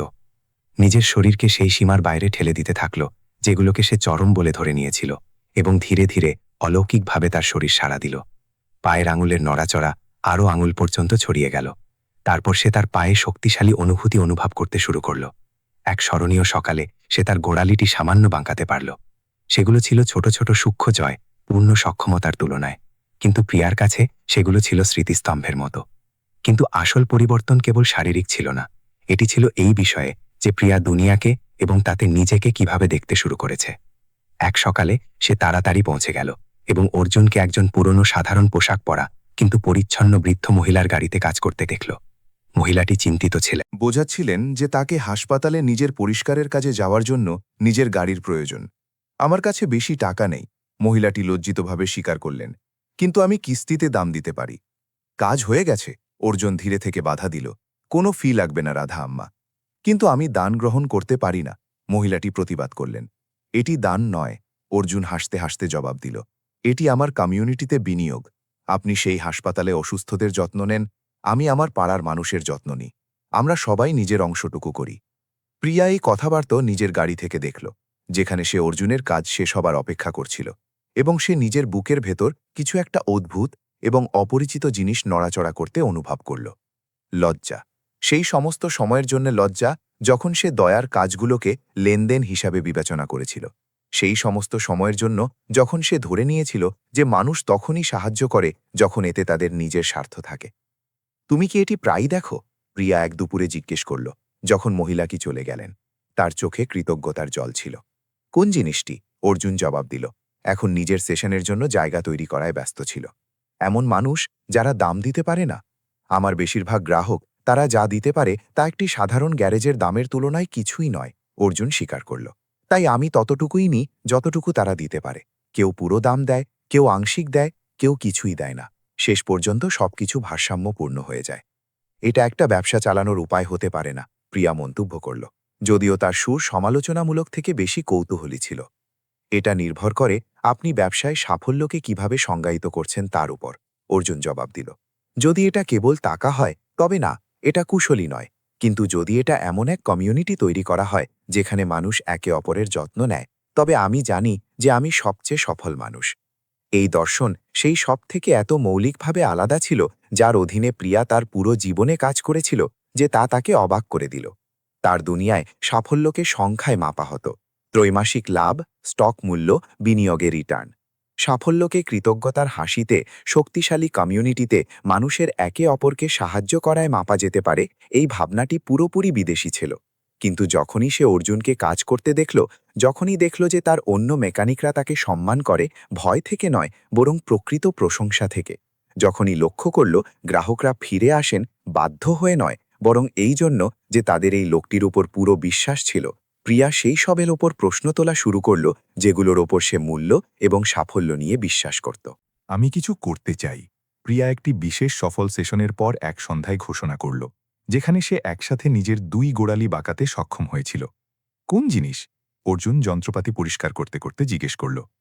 আমি আনুষ্ঠানিকভাবে তোমার কাজকে ফান্ড করতে চাই। আমি একটি ফাউন্ডেশন তৈরি করতে চাই যা তোমাকে আমার মতো আরও অনেক মানুষকে সাহায্য করার অনুমতি দেবে, এমন মানুষ যাদের চিকিৎসা ব্যবস্থা ছেড়ে দিয়েছে। অর্জুন নিজের পরিষ্কারের কাজে থেমে গেল। তার অভিব্যক্তি সতর্ক হয়ে গেল। প্রিয়া, এটা উদারতা, কিন্তু কোনো কিন্তু নয়। প্রিয়া বাধা দিল। আমি 8 বছর আমার টাকা নিজের চারপাশের দেওয়াল তোলার জন্য কাটিয়েছি। আমি এটাকে সেতু বানানোর কাজ শুরু করার জন্য ব্যবহার করতে চাই, অন্যদের সাহায্য করার জন্য, এবং তোমার কাজকে সেই সম্পদের প্রয়োজন যা তোমার কাছে নেই। আর তুমি বদলে কি চাইবে? অর্জুন জিজ্ঞেস করল। স্পষ্টতই আশা করছিল যে কোনো শর্ত থাকবে। কিছুই না, প্রিয়া সহজ জবাব দিল। শুধু এটুকুই যে তুমি যা করছো তা চালিয়ে যাও, এমন মানুষদের সাহায্য করা যাদের অন্যরা ছেড়ে দিয়েছে। এটা প্রমাণ করা যে চমৎকার সম্ভব যখন কেউ সীমাকে মেনে নিতে অস্বীকার করে। অর্জুন তাকে অনেকক্ষণ ধরে দেখল, যেন সে মূল্যায়ন করছিল যে প্রিয়ার মধ্যে এই পরিবর্তন প্রকৃত ছিল নাকি সাময়িক। অবশেষে সে ধীরে ধীরে মাথা নাড়াল। ঠিক আছে, কিন্তু আমার নিজের একটি শর্ত আছে। কি? যে তুমি ফাউন্ডেশনে কাজ করবে। কেবল একে ফান্ড করো না, বরং এতে সামিল হও। রোগীদের সাথে মেলো, তাদের গল্পগুলো বোঝো, কারণ আমার বিশ্বাস যে তা তোমার নিজের চিকিৎসার অংশ হবে। প্রিয়া প্রতিবাদ করার জন্য নিজের মুখ খুলল, তারপর থেমে গেল। অর্জুন সঠিক ছিল। 8 বছর ধরে সে তার গজদন্ত মিনার বা আইভরি টাওয়ারে বন্দী ছিল, প্রকৃত মানবতা থেকে বিচ্ছিন্ন ছিল। হয়তো এটি আবার যুক্ত হওয়ার সময় ছিল। আমি রাজি, সে বলল। এই সিদ্ধান্ত সবকিছু বদলে দিল। পরের কয়েক সপ্তাহ ধরে প্রিয়া কেবল নিজের নিবিড় পুনর্বাসনই চালিয়ে গেল না, বরং সেই অন্য মানুষদের জীবনেও সামিল হওয়া শুরু করল যাদের অর্জুন সাহায্য করছিল। সে রোবার্তোর সাথে দেখা করল, এক 20 বছরের যুবক যে এক হামলায় গুলি লাগার পর পঙ্গু হয়ে গিয়েছিল। সে এলেনার সাথে দেখা করল, 3 সন্তানের মা যে একটি গাড়ি দুর্ঘটনার শিকার হয়েছিল এবং যাকে বলা হয়েছিল যে সে কখনো নিজের পা অনুভব করতে পারবে না। সে মার্কোর সাথে দেখা করল, একজন বৃদ্ধ লোক যার স্ট্রোক হয়েছিল এবং যে ধীরে ধীরে মোটর সক্ষমতা ফিরে পাচ্ছিল। প্রতিটি গল্প আলাদা ছিল, কিন্তু সবগুলোতে একটি বিষয় সাধারণ ছিল: এমন মানুষ যাদের অফিসিয়াল চিকিৎসা ব্যবস্থা অসাধ্য ঘোষণা করেছিল, কিন্তু যারা এক মেকানিকের জাদুকরী হাতে আশা খুঁজে পেয়েছিল, যে অসম্ভবকে শেষ জবাব হিসেবে মেনে নিতে অস্বীকার করেছিল। এবং প্রিয়া কিছু মৌলিক জিনিস শিখল। তার ব্যথা অনন্য ছিল না, তার সংগ্রাম বিশেষ ছিল না। সে সেই মানুষদের কমিউনিটির অংশ ছিল যারা সেই সীমার বিরুদ্ধে লড়াই করছিল যা অন্যরা তাদের উপর চাপিয়ে দিয়েছিল। আপনি কি জানেন সবচেয়ে কঠিন কি? এলেনা এক দুপুরে তাকে বলল, যখন দুজনে গ্যারেজে পাশাপাশি পুনর্বাসন ব্যায়াম করছিল। এটা শারীরিক কষ্ট নয়, এটা সেই পথ বা দৃষ্টিভঙ্গি যেভাবে মানুষ আপনাকে দেখে, যেন আপনি এখন আর পুরোপুরি মানুষ নন। প্রিয়া সেই শব্দগুলো একটি ঘুষের মতো অনুভব করল, কারণ 8 বছর ধরে সে অন্যদের ঠিক এভাবেই দেখে আসছিল। সে মানুষকে তাদের চাকরি, তাদের ব্যাংক অ্যাকাউন্ট, তার কাছে তাদের উপযোগিতার ভিত্তিতে ছোট করে দেখেছিল। সে তাদের পুরোপুরি মানুষ হিসাবে দেখেনি। আমি এমন ছিলাম, প্রিয়া ধীরে থেকে স্বীকার করল। আমি মানুষকে দেখতাম এবং কেবল লেবেল দেখতাম: মেকানিক, পরিষ্কারকর্মী, ড্রাইভার। আমি কখনো সেই লেবেলগুলোর পেছনের পুরো মানুষটিকে দেখিনি। আর এখন? এলেনা কৌতূহলী হয়ে জিজ্ঞেস করল। এখন আমি দেখি যে আমি আমাদের সবার মধ্যে সবচেয়ে বেশি প্রতিবন্ধী ছিলাম, আমার শরীরে নয়, বরং আমার মানবিকতায়। এটি সেই সপ্তাহই ছিল যখন প্রিয়া এমন এক সিদ্ধান্ত নিল যা তাকে জানা সবাইকে অবাক করে দিল। সে শর্মা ফার্মাসিউটিক্যালসের পরিচালনা পর্ষদের একটি জরুরি বৈঠক ডাকল। সেই কোম্পানি যা তার পরিবার 3 প্রজন্ম ধরে তৈরি করেছিল। শহরের সবচেয়ে উঁচু কর্পোরেট ইমারতের 45 তলায় বোর্ডরুম, দামি স্যুট পরা পুরুষ ও মহিলাদের দিয়ে ঠাসা ছিল। সবাই প্রিয়াকে কৌতূহল এবং উদ্বেগের মিশ্রণে দেখছিল। তার ব্যবহারে পরিবর্তন, এক মেকানিক গ্যারেজে যাওয়া, সাধারণের বাইরের পুনর্বাসন প্রোগ্রামে অদ্ভুত বিনিয়োগ নিয়ে গুঞ্জন ছড়াচ্ছিল। দেবী ও মহোদয়গণ, প্রিয়া টেবিলের শেষে নিজের চেয়ারে বসে শুরু করল। গত ৮ বছর ধরে আমি এই কোম্পানিকে বিচ্ছিন্ন অবস্থা থেকে চালিয়েছি। আমি কেবল লাভের হারের ভিত্তিতে সিদ্ধান্ত নিয়েছি, সেই সিদ্ধান্তের মানবিক প্রভাব বিবেচনা না করে। ঘরের ভেতর নীরবতা ছিল পূর্ণ। কেউ কোনোদিন প্রিয়াকে নমনীয় হতে বা ভুল স্বীকার করতে শুনেনি। সম্প্রতি সে চালিয়ে গেল, আমি মূল্য, উদ্দেশ্য এবং সাফল্যের আসলে কি মানে এর সম্পর্কে কিছু গুরুত্বপূর্ণ শিক্ষা শিখেছি, এবং আমি সিদ্ধান্ত নিয়েছি যে আমরা কোম্পানি হিসেবে কিভাবে কাজ করি তাতে গুরুত্বপূর্ণ পরিবর্তন আনা হোক। কী ধরনের পরিবর্তন?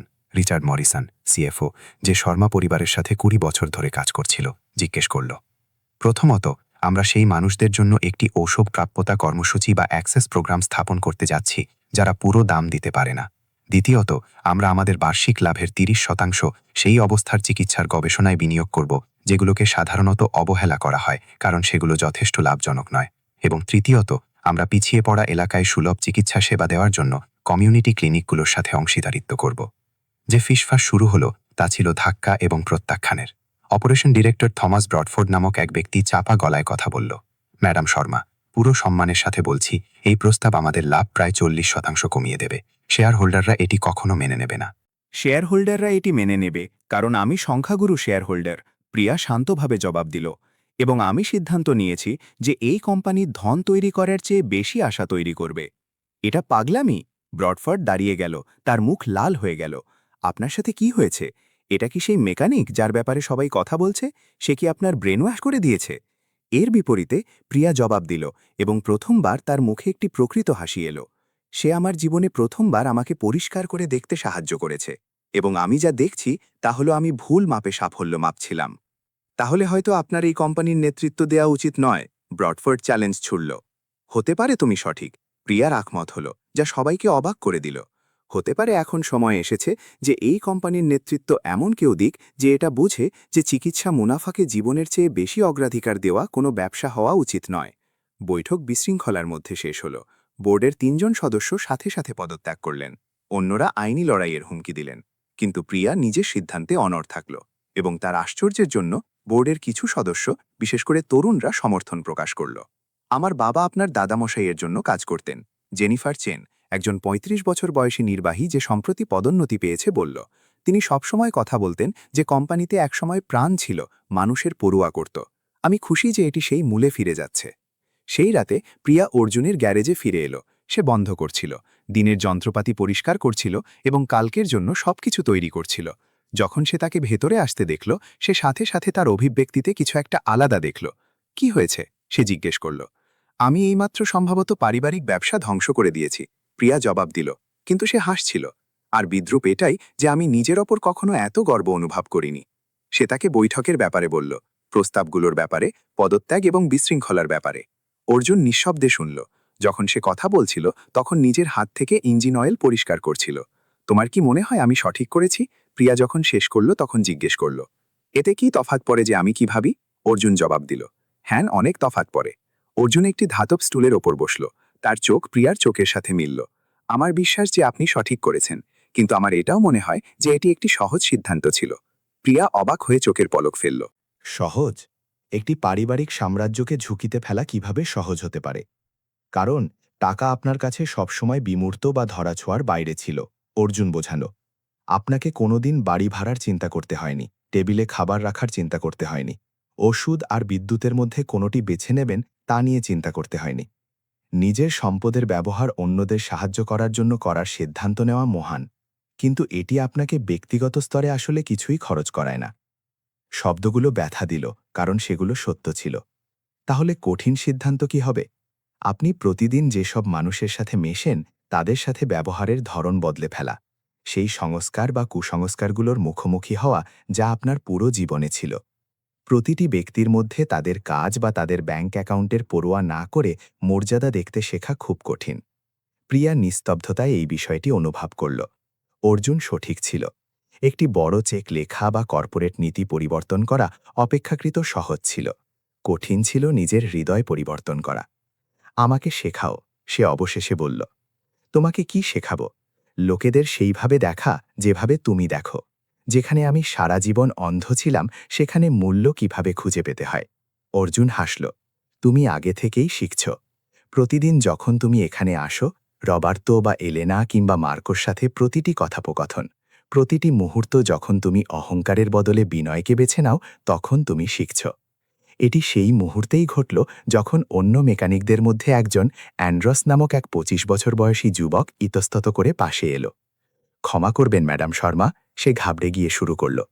আমি শুধু এটুকুই বলতে চেয়েছিলাম যে আপনি ফার্মাসিউটিক্যাল কোম্পানির সাথে যা করছেন তা অত্যন্ত গুরুত্বপূর্ণ। আমার বোনের ডায়াবেটিস আছে। সে তার পুরো ইনসুলিনের দাম দিতে পারত না। সে এটি রেশনিং করছিল, নিজেকে ঝুঁকিতে ফেলছিল। যদি আপনার কর্মসূচি তার মতো লোকেদের সাহায্য করতে পারে, তবে আপনি জীবন বাঁচাবেন। প্রিয়ার চোখে জল এলো। ৮ বছর ধরে সে একটি ফার্মাসিউটিক্যাল কোম্পানি চালিয়েছিল। আসলে সেই বাস্তব জীবনগুলোর কথা না ভেবেই যেগুলো তার সিদ্ধান্তে প্রভাবিত হয়েছিল। সে স্প্রেডশিটের সংখ্যা দেখেছিল, অ্যান্ড্রসের বোনের মতো লোকেদের দেখেনি যারা বেঁচে থাকার জন্য লড়াই করছিল। তোমার বোনের নাম কি? প্রিয়া প্রশ্ন শুনে অবাক হয়ে জিজ্ঞেস করল। মারিয়া, অ্যান্ড্রস জবাব দিল। আমি তার সাথে দেখা করতে চাই এবং আমি নিশ্চিত করতে চাই যে সে আগামীকাল থেকে শুরু করে যত ইনসুলিন দরকার তা যেন পায়। অ্যান্ড্রসকে দেখে মনে হচ্ছিল সে কেঁদে ফেলবে। ম্যাডাম, আমি জানি না আপনাকে কিভাবে ধন্যবাদ জানাবো। আমাকে ধন্যবাদ দিও না প্রিয়া, ধীরে থেকে জবাব দিল। অর্জুনকে ধন্যবাদ দাও যে সে আমাকে সংখ্যার বদলে মানুষ দেখতে শিখিয়েছে। অ্যান্ড্রুস চলে যাওয়ার পর অর্জুন এবং প্রিয়া দীর্ঘ সময় নীরবতায় থাকল। জানো, সবচেয়ে অদ্ভুত ব্যাপার কি?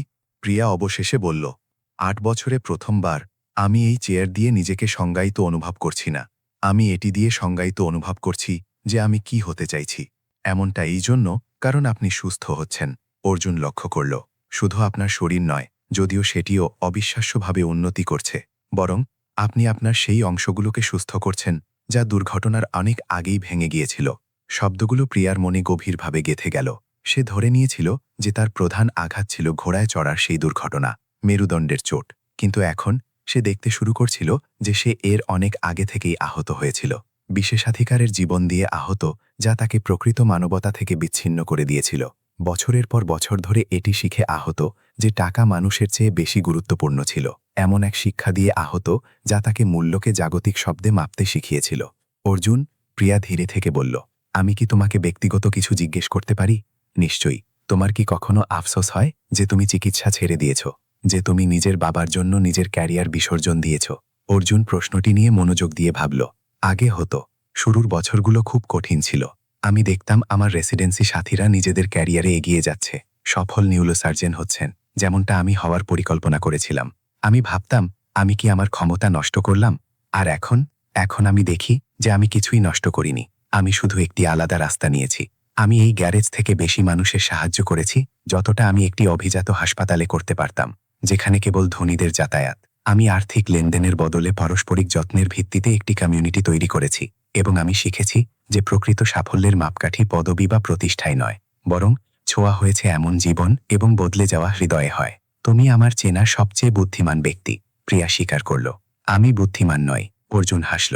আমি শুধু এমন কেউ যে নিজের শিক্ষা কঠিনভাবে শিখেছে এবং সেই যন্ত্রণাকে নষ্ট না করার সিদ্ধান্ত নিয়েছে। সেই কথোপকথনের সময় প্রিয়া কিছু মৌলিক বিষয় অনুভব করল। সে অর্জুনের প্রেমে পড়ে গিয়েছিল। জরুরি নয় যে রোমান্টিক উপায়, যদিও তার উপাদানও ছিল, বরং একটি গভীর উপায়।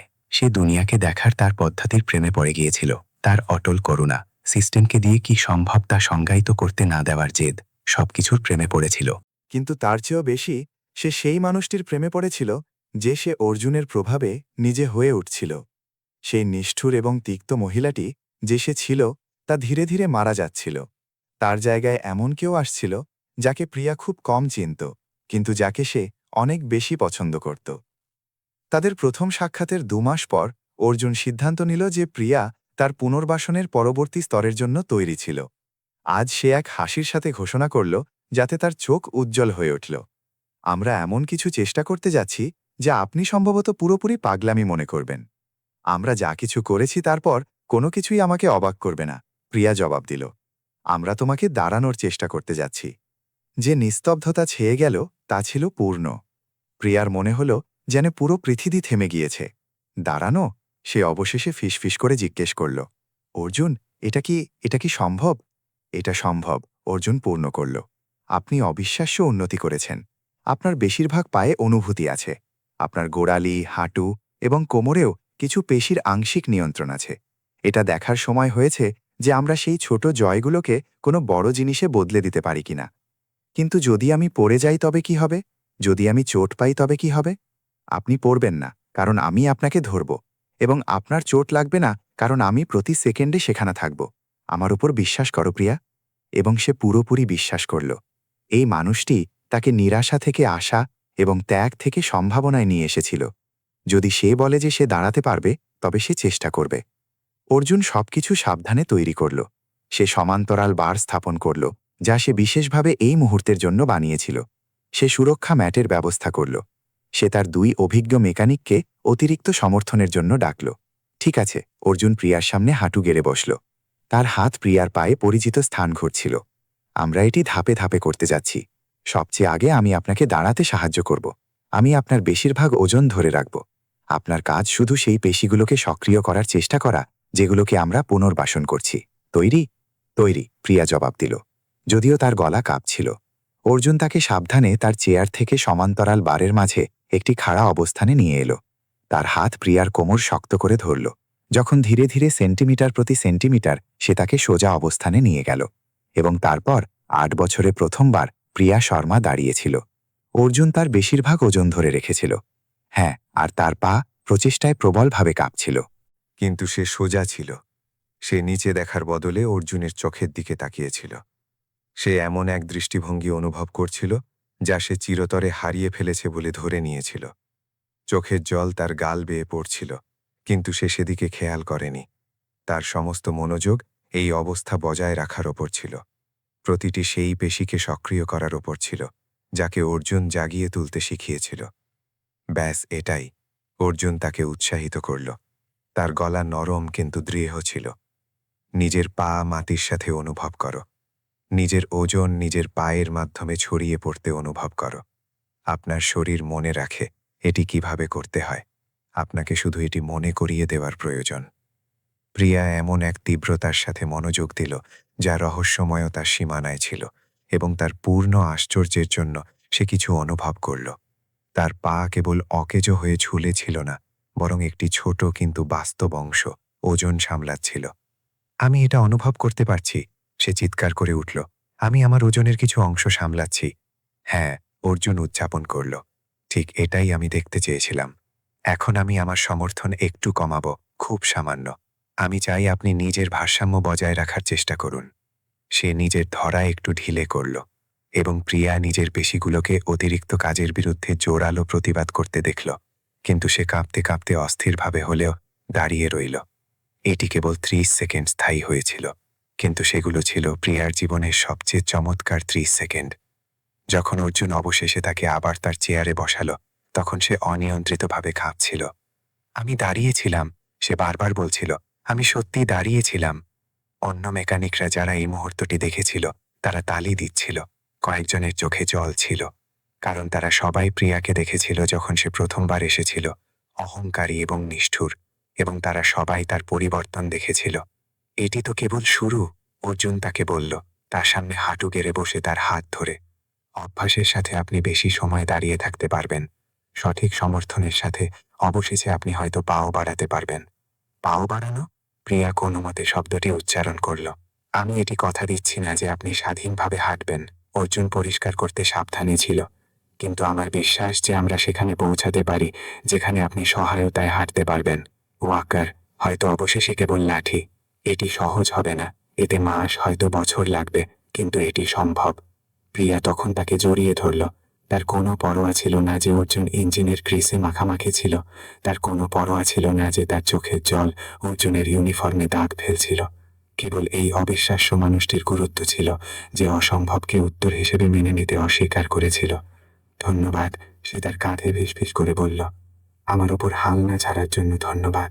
আমি সেই সব মানুষের ওপর কখনো হাল ছাড়ি না, যারা নিজের জন্য লড়তে তৈরি থাকে। অর্জুন ধীরে থেকে তাকে জড়িয়ে ধরে জবাব দিল, আর তুমি প্রিয়া, একজন যোদ্ধা। পরের সপ্তাহটি আবেগ এবং আবিষ্কারের একটি রোলার কোস্টার ছিল। প্রিয়া প্রতিদিন দাঁড়ানোর অভ্যাস করত। ধীরে ধীরে সেই সময় বাড়াতে থাকল, যখন সে নিজের ওজন সামলাতে পারত। 20 সেকেন্ড 30-এ বদলে গেল, 30 থেকে 1 মিনিটে বদলে গেল, এবং তারপর এক স্মরণীয় দিনে সে পুরো 5 মিনিট পর্যন্ত নিজের অবস্থা বজায় রাখল। কিন্তু আসল চ্যালেঞ্জ তখন এলো যখন অর্জুন পরবর্তী ধাপ ঘোষণা করল। হাঁটার চেষ্টা করার সময় এসে গিয়েছে, সে এক সকালে বলল, যখন প্রিয়া প্রায় 10 মিনিট পর্যন্ত ন্যূনতম সমর্থনে দাঁড়িয়ে থাকতে সক্ষম হয়েছিল। এক পা বাড়ানো। প্রিয়া অনুভব করল যে ভয় এবং উৎসাহ সমান অনুপাতে মিশে যাচ্ছে। অর্জুন, দাঁড়ানো এক জিনিস, কিন্তু পা নাড়ানো? আমি জানি অর্জুন, মাথা নাড়ালো। এটি কয়েক গুণ বেশি জটিল। এতে সমন্বয়, ভারসাম্য এবং শক্তির প্রয়োজন হয় যা আপনি এখনও তৈরি করছেন, কিন্তু আমার বিশ্বাস আপনি চেষ্টা করার জন্য তৈরি। সে সুরক্ষা হারনেসের একটি সিস্টেম তৈরি করল, যা ভারসাম্য হারালে তাকে ধরে নেবে। সে সমান্তরাল বারগুলোকে এমনভাবে স্থাপন করল যাতে ধরার জন্য কিছু পাওয়া যায়, এবং তারপর অনন্ত ধৈর্যের সাথে সে তাকে এক পা বাড়ানোর মেকানিজম শেখানো শুরু করল। হাঁটা মূলত নিয়ন্ত্রিত উপায়ে সামনে পড়ে যাওয়া, সে বোঝাল। আপনি নিজের ওজন একটি পায়ের উপর স্থানান্তরিত করেন, অন্যটিকে একটু তোলেন, সেটিকে এগিয়ে দেন এবং তারপর ওজন আবার স্থানান্তরিত করেন। আপনার মস্তিষ্ক এটি স্বয়ংক্রিয়ভাবে করত। এখন আমাদের সচেতনভাবে প্রতিটি অংশ শেখাতে হবে। প্রথম প্রচেষ্টা পূর্ণ ব্যর্থতা ছিল। প্রিয়া দাঁড়িয়ে গেল। সে নিজের ওজন নিজের ডান পায়ের ওপর স্থানান্তরিত করতে সক্ষম হল, কিন্তু যখন সে নিজের বাম পা তোলার চেষ্টা করল তখন তার পেশিগুলো সহযোগিতা করতে অস্বীকার করল। যদি অর্জুন তাকে না ধরত তবে সে পড়ে যেত। আবার করো, প্রিয়া আদেশ দিল। তার গলায় প্রবল দৃঢ় সংকল্প ছিল। আপনার শরীরের বিশ্রামের প্রয়োজন, অর্জুন সতর্ক করল। আবার করো, প্রিয়া পুনরাবৃত্তি করল, এবং অর্জুন সেই অভিব্যক্তি চিনতে পারল। এটি সেই জিনিস যা সে ডজন ডজন রোগীর মধ্যে দেখেছিল যারা কিছু অসম্ভব অর্জন করতে চলেছিল, বিশুদ্ধ অটল ইচ্ছাশক্তি। তারা বারবার চেষ্টা করল। 2 ঘন্টা ধরে প্রিয়া একটি পা ফেলার চেষ্টা করল, এবং প্রতিবার সে ব্যর্থ হল, কিন্তু প্রতিটি ব্যর্থতার সাথে সে কিছু শিখল। তার পেশিগুলো ধীরে ধীরে সমন্বয় করতে মনে করতে থাকল। তার মস্তিষ্ক নিউরোলজিক্যাল সংযোগগুলোর পুনর্নির্মাণ করছিল, যা বছর ধরে ঘুমিয়েছিল, এবং তারপর 37তম প্রচেষ্টায় এটি ঘটল। প্রিয়া সমান্তরাল বারের মধ্যে দাঁড়িয়েছিল। তার ওজন তার ডান পায়ে ছিল। সে গভীর শ্বাস নিল, নড়াচড়ার কল্পনা করল, যেমনটা অর্জুন তাকে শিখিয়েছিল, এবং তারপর এত গভীর একাগ্রতার সাথে যে সে তার কপালে ঘাম জমতে অনুভব করতে পারছিল, সে নিজের বাম পা তুলল। এটি কোনো মসৃণ লিফট ছিল না। তার পা একটি স্পষ্ট বাধার সাথে মাটিতে ঘষতে গেল, কিন্তু সেটি এগিয়ে গেল, বড়জোর 10 সেন্টিমিটার, কিন্তু সেটি নড়ল, এবং যখন সেটি আবার মাটি ছুল তখন প্রিয়া এক নতুন অবস্থানে দাঁড়িয়েছিল। সে এক পা বাড়িয়েছিল। 8 বছরে তার প্রথম পদক্ষেপ। গ্যারেজ উদযাপনে ফেটে পড়ল। সব মেকানিকই চমৎকার দেখার জন্য নিজেদের কাজ ভুলে তাকিয়েছিল। অ্যান্ড্রোস প্রকাশ্যে কাঁদছিল। এমনকি কার্লোস নামক 60 বছর বয়সী কঠোর অভিজ্ঞের চোখেও জল ছিল। কিন্তু অর্জুনের চেয়ে বেশি উৎসাহিত কেউ ছিল না। তার হাসি এত চওড়া ছিল যে সে পুরো ঘর উজ্জ্বল করে দিল। তুমি করে দেখিয়েছ, সে চিৎকার করে উঠল। তুমি এক পা বাড়িয়েছ। শুধু একটা। প্রিয়া নিজের চোখের জলের মাঝে হাসল। আর এটা সবচেয়ে কুৎসিত আনাড়ি পদক্ষেপ যা কেউ কখনো ফেলেছে। অর্জুন পূর্ণ সততার সাথে জবাব দিল, কারণ এটি এমন এক পদক্ষেপ যা বিশ্বের সেরা ডাক্তাররা বলেছিলেন যে তুমি কখনো ফেলবে না। প্রিয়া এই মানুষটিকে দেখল যে তাকে পুরোপুরি বদলে দিয়েছিল। শুধু তার শরীর নয়, যদিও তা নিজের মধ্যে অলৌকিক ছিল, বরং তার আত্মা। সে তাকে মুখোমুখি হতে বাধ্য করেছিল যে সে কে ছিল, সে কে হতে চায়, এবং নিজের সেই দুটি সংস্করণের মধ্যে দূরত্ব কতখানি। আমি তোমাকে ছাড়া এটি করতে পারতাম না, সে ধীরে থেকে বলল। ভুল, অর্জুন জবাব দিল। আমি তোমাকে শুধু রাস্তা দেখিয়েছি, তুমি সব কাজ করেছ।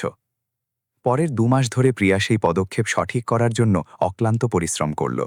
1 পা 2-এ বদলে গেল, 2-3-এ বদলে গেল, এবং তারপর একটি মুহূর্ত যা চিরকালের জন্য তার স্মৃতিতে খোদাই হয়ে যাবে।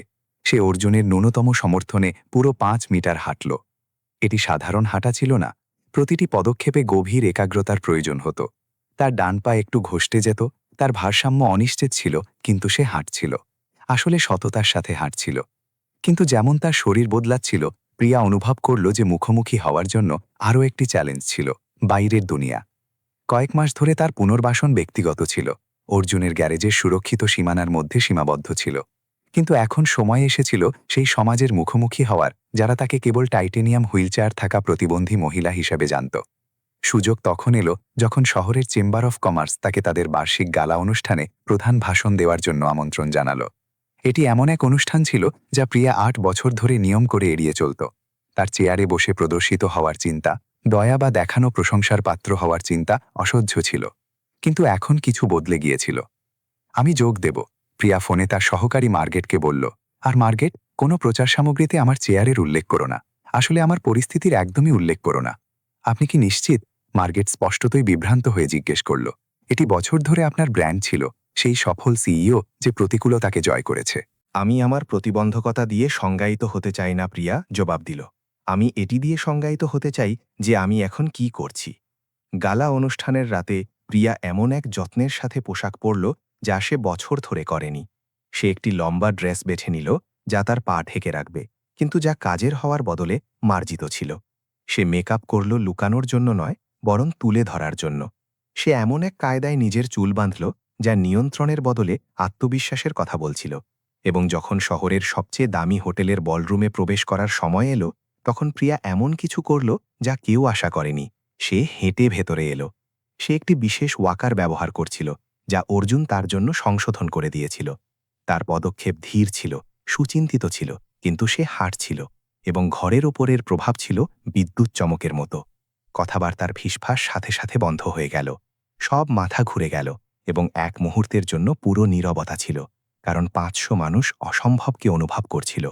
প্রিয়া শর্মা, যাকে সবাই হুইল চেয়ারে স্থায়ীভাবে বন্দী বলে জানত, সে হাঁটছিল। এবং তারপর যেন কেউ কোনো অদৃশ্য সংকেত দিল, ঘরটি করতালিতে ফেটে পড়ল।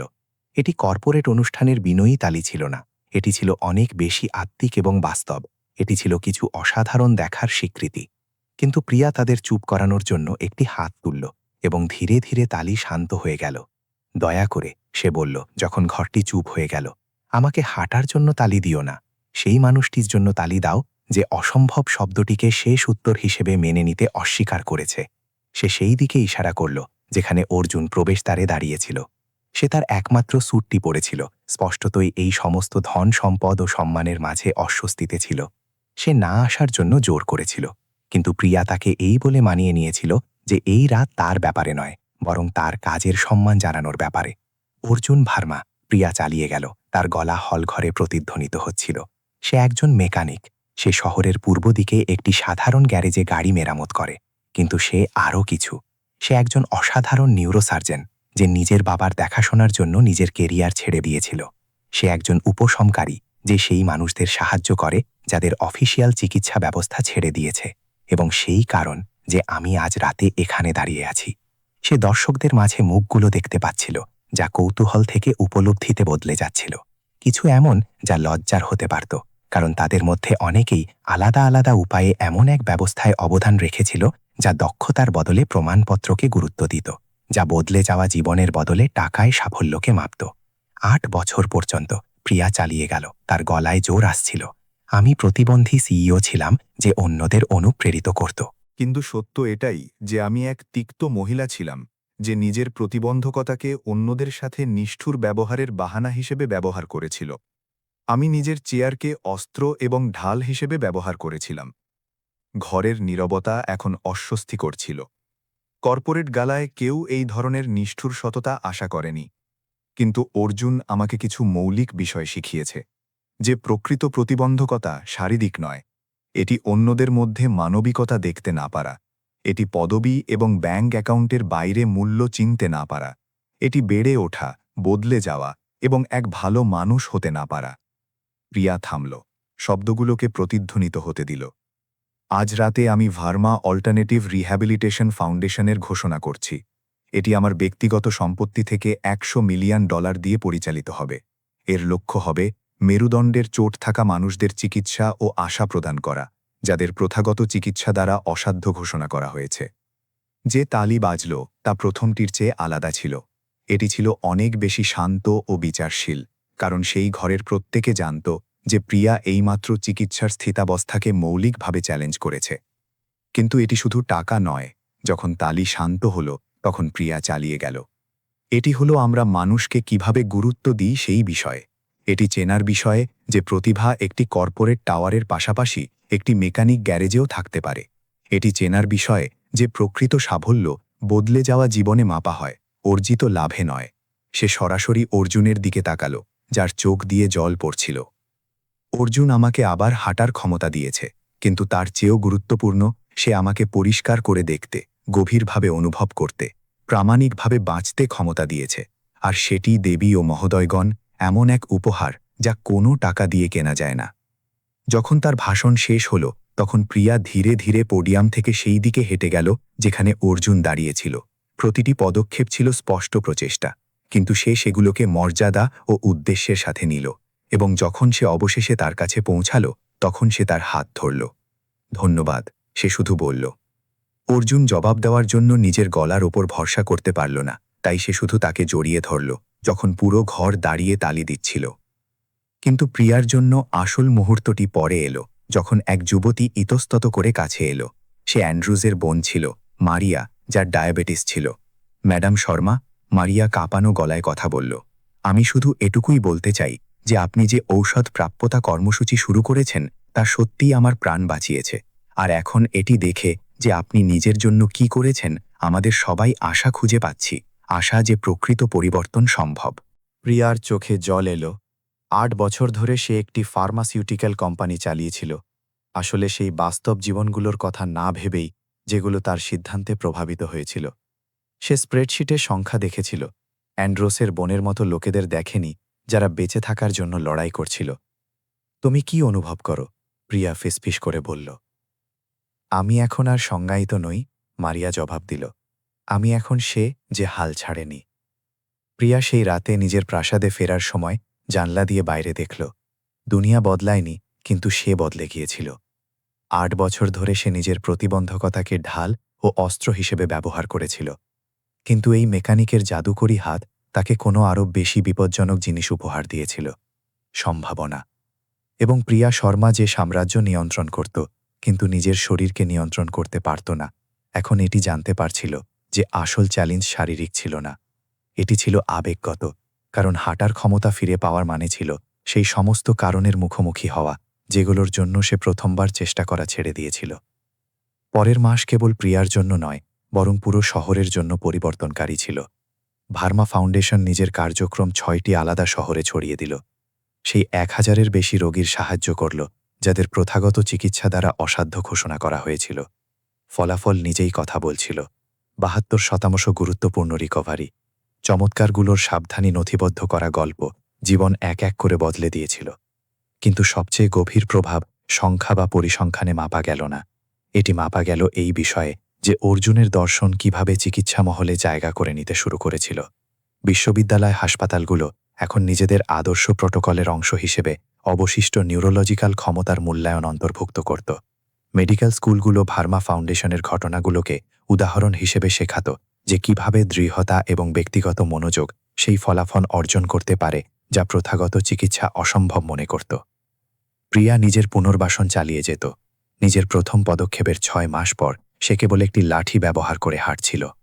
তার হাঁটা কখনো পুরোপুরি সাধারণ হবে না, তার ডান পায়ে সবসময় সামান্য ল্যাংড়ানি থাকবে, কিন্তু সে সচল ছিল, সে স্বাধীন ছিল, এবং তার চেয়েও গুরুত্বপূর্ণ, সে পুরোপুরি বদলে গিয়েছিল। তাদের প্রথম সাক্ষাতের 1 বছর পর প্রিয়া একটি উৎসবের আয়োজন করল। একটি বিলাসবহুল বলরুমে নয়, বরং সেই মেকানিক গ্যারেজেই যেখানে সবকিছু শুরু হয়েছিল। সে সেই সমস্ত রোগীদের আমন্ত্রণ জানালো যাদের অর্জুন বছর ধরে সাহায্য করেছিল, সেই মেকানিকদের যারা তার পরিবর্তন দেখেছিল, এবং সেই মানুষদের যাদের জীবন ফাউন্ডেশন দ্বারা বদলে দেওয়া হয়েছিল। রবার্তো, সেই যুবক যার গুলি লেগেছিল, এখন সহায়তায় দাঁড়াতে পারত এবং স্বাধীন পদক্ষেপের দিকে কাজ করছিল। এলেনা, 3 সন্তানের মা, নিজের সন্তানদের দেখাশোনা করার জন্য যথেষ্ট অনুভূতি ফিরে পেয়েছিল, যাকে সে চিরতরের জন্য হারিয়ে ফেলেছে বলে ধরে নিয়েছিল। মার্কো, স্ট্রোক হওয়া বৃদ্ধ লোকটি, একটি ওয়াকারের সাথে হাঁটছিল এবং সে নিজের বেশিরভাগ কথা বলার ক্ষমতা ফিরে পেয়েছিল। প্রতিটি গল্প সীমাকে মেনে নিতে অস্বীকার করার শক্তি, এবং যেখানে অন্যরা অসম্ভবতা দেখত সেখানে ক্ষমতা দেখার গুরুত্বের এক সাক্ষ্য ছিল। উৎসবের সময় অর্জুন এক গম্ভীর অভিব্যক্তি নিয়ে প্রিয়ার কাছে এলো। কিছু আছে যা আমাকে তোমাকে বলতে হবে, সে শুরু করল। কি হয়েছে? প্রিয়া জিজ্ঞেস করল। সাথে সাথে তার সুরে চিন্তিত হয়ে গেল। ইউনিভার্সিটি হসপিটাল আমার সাথে যোগাযোগ করেছে। তারা আমার কেস পর্যালোচনা করেছে।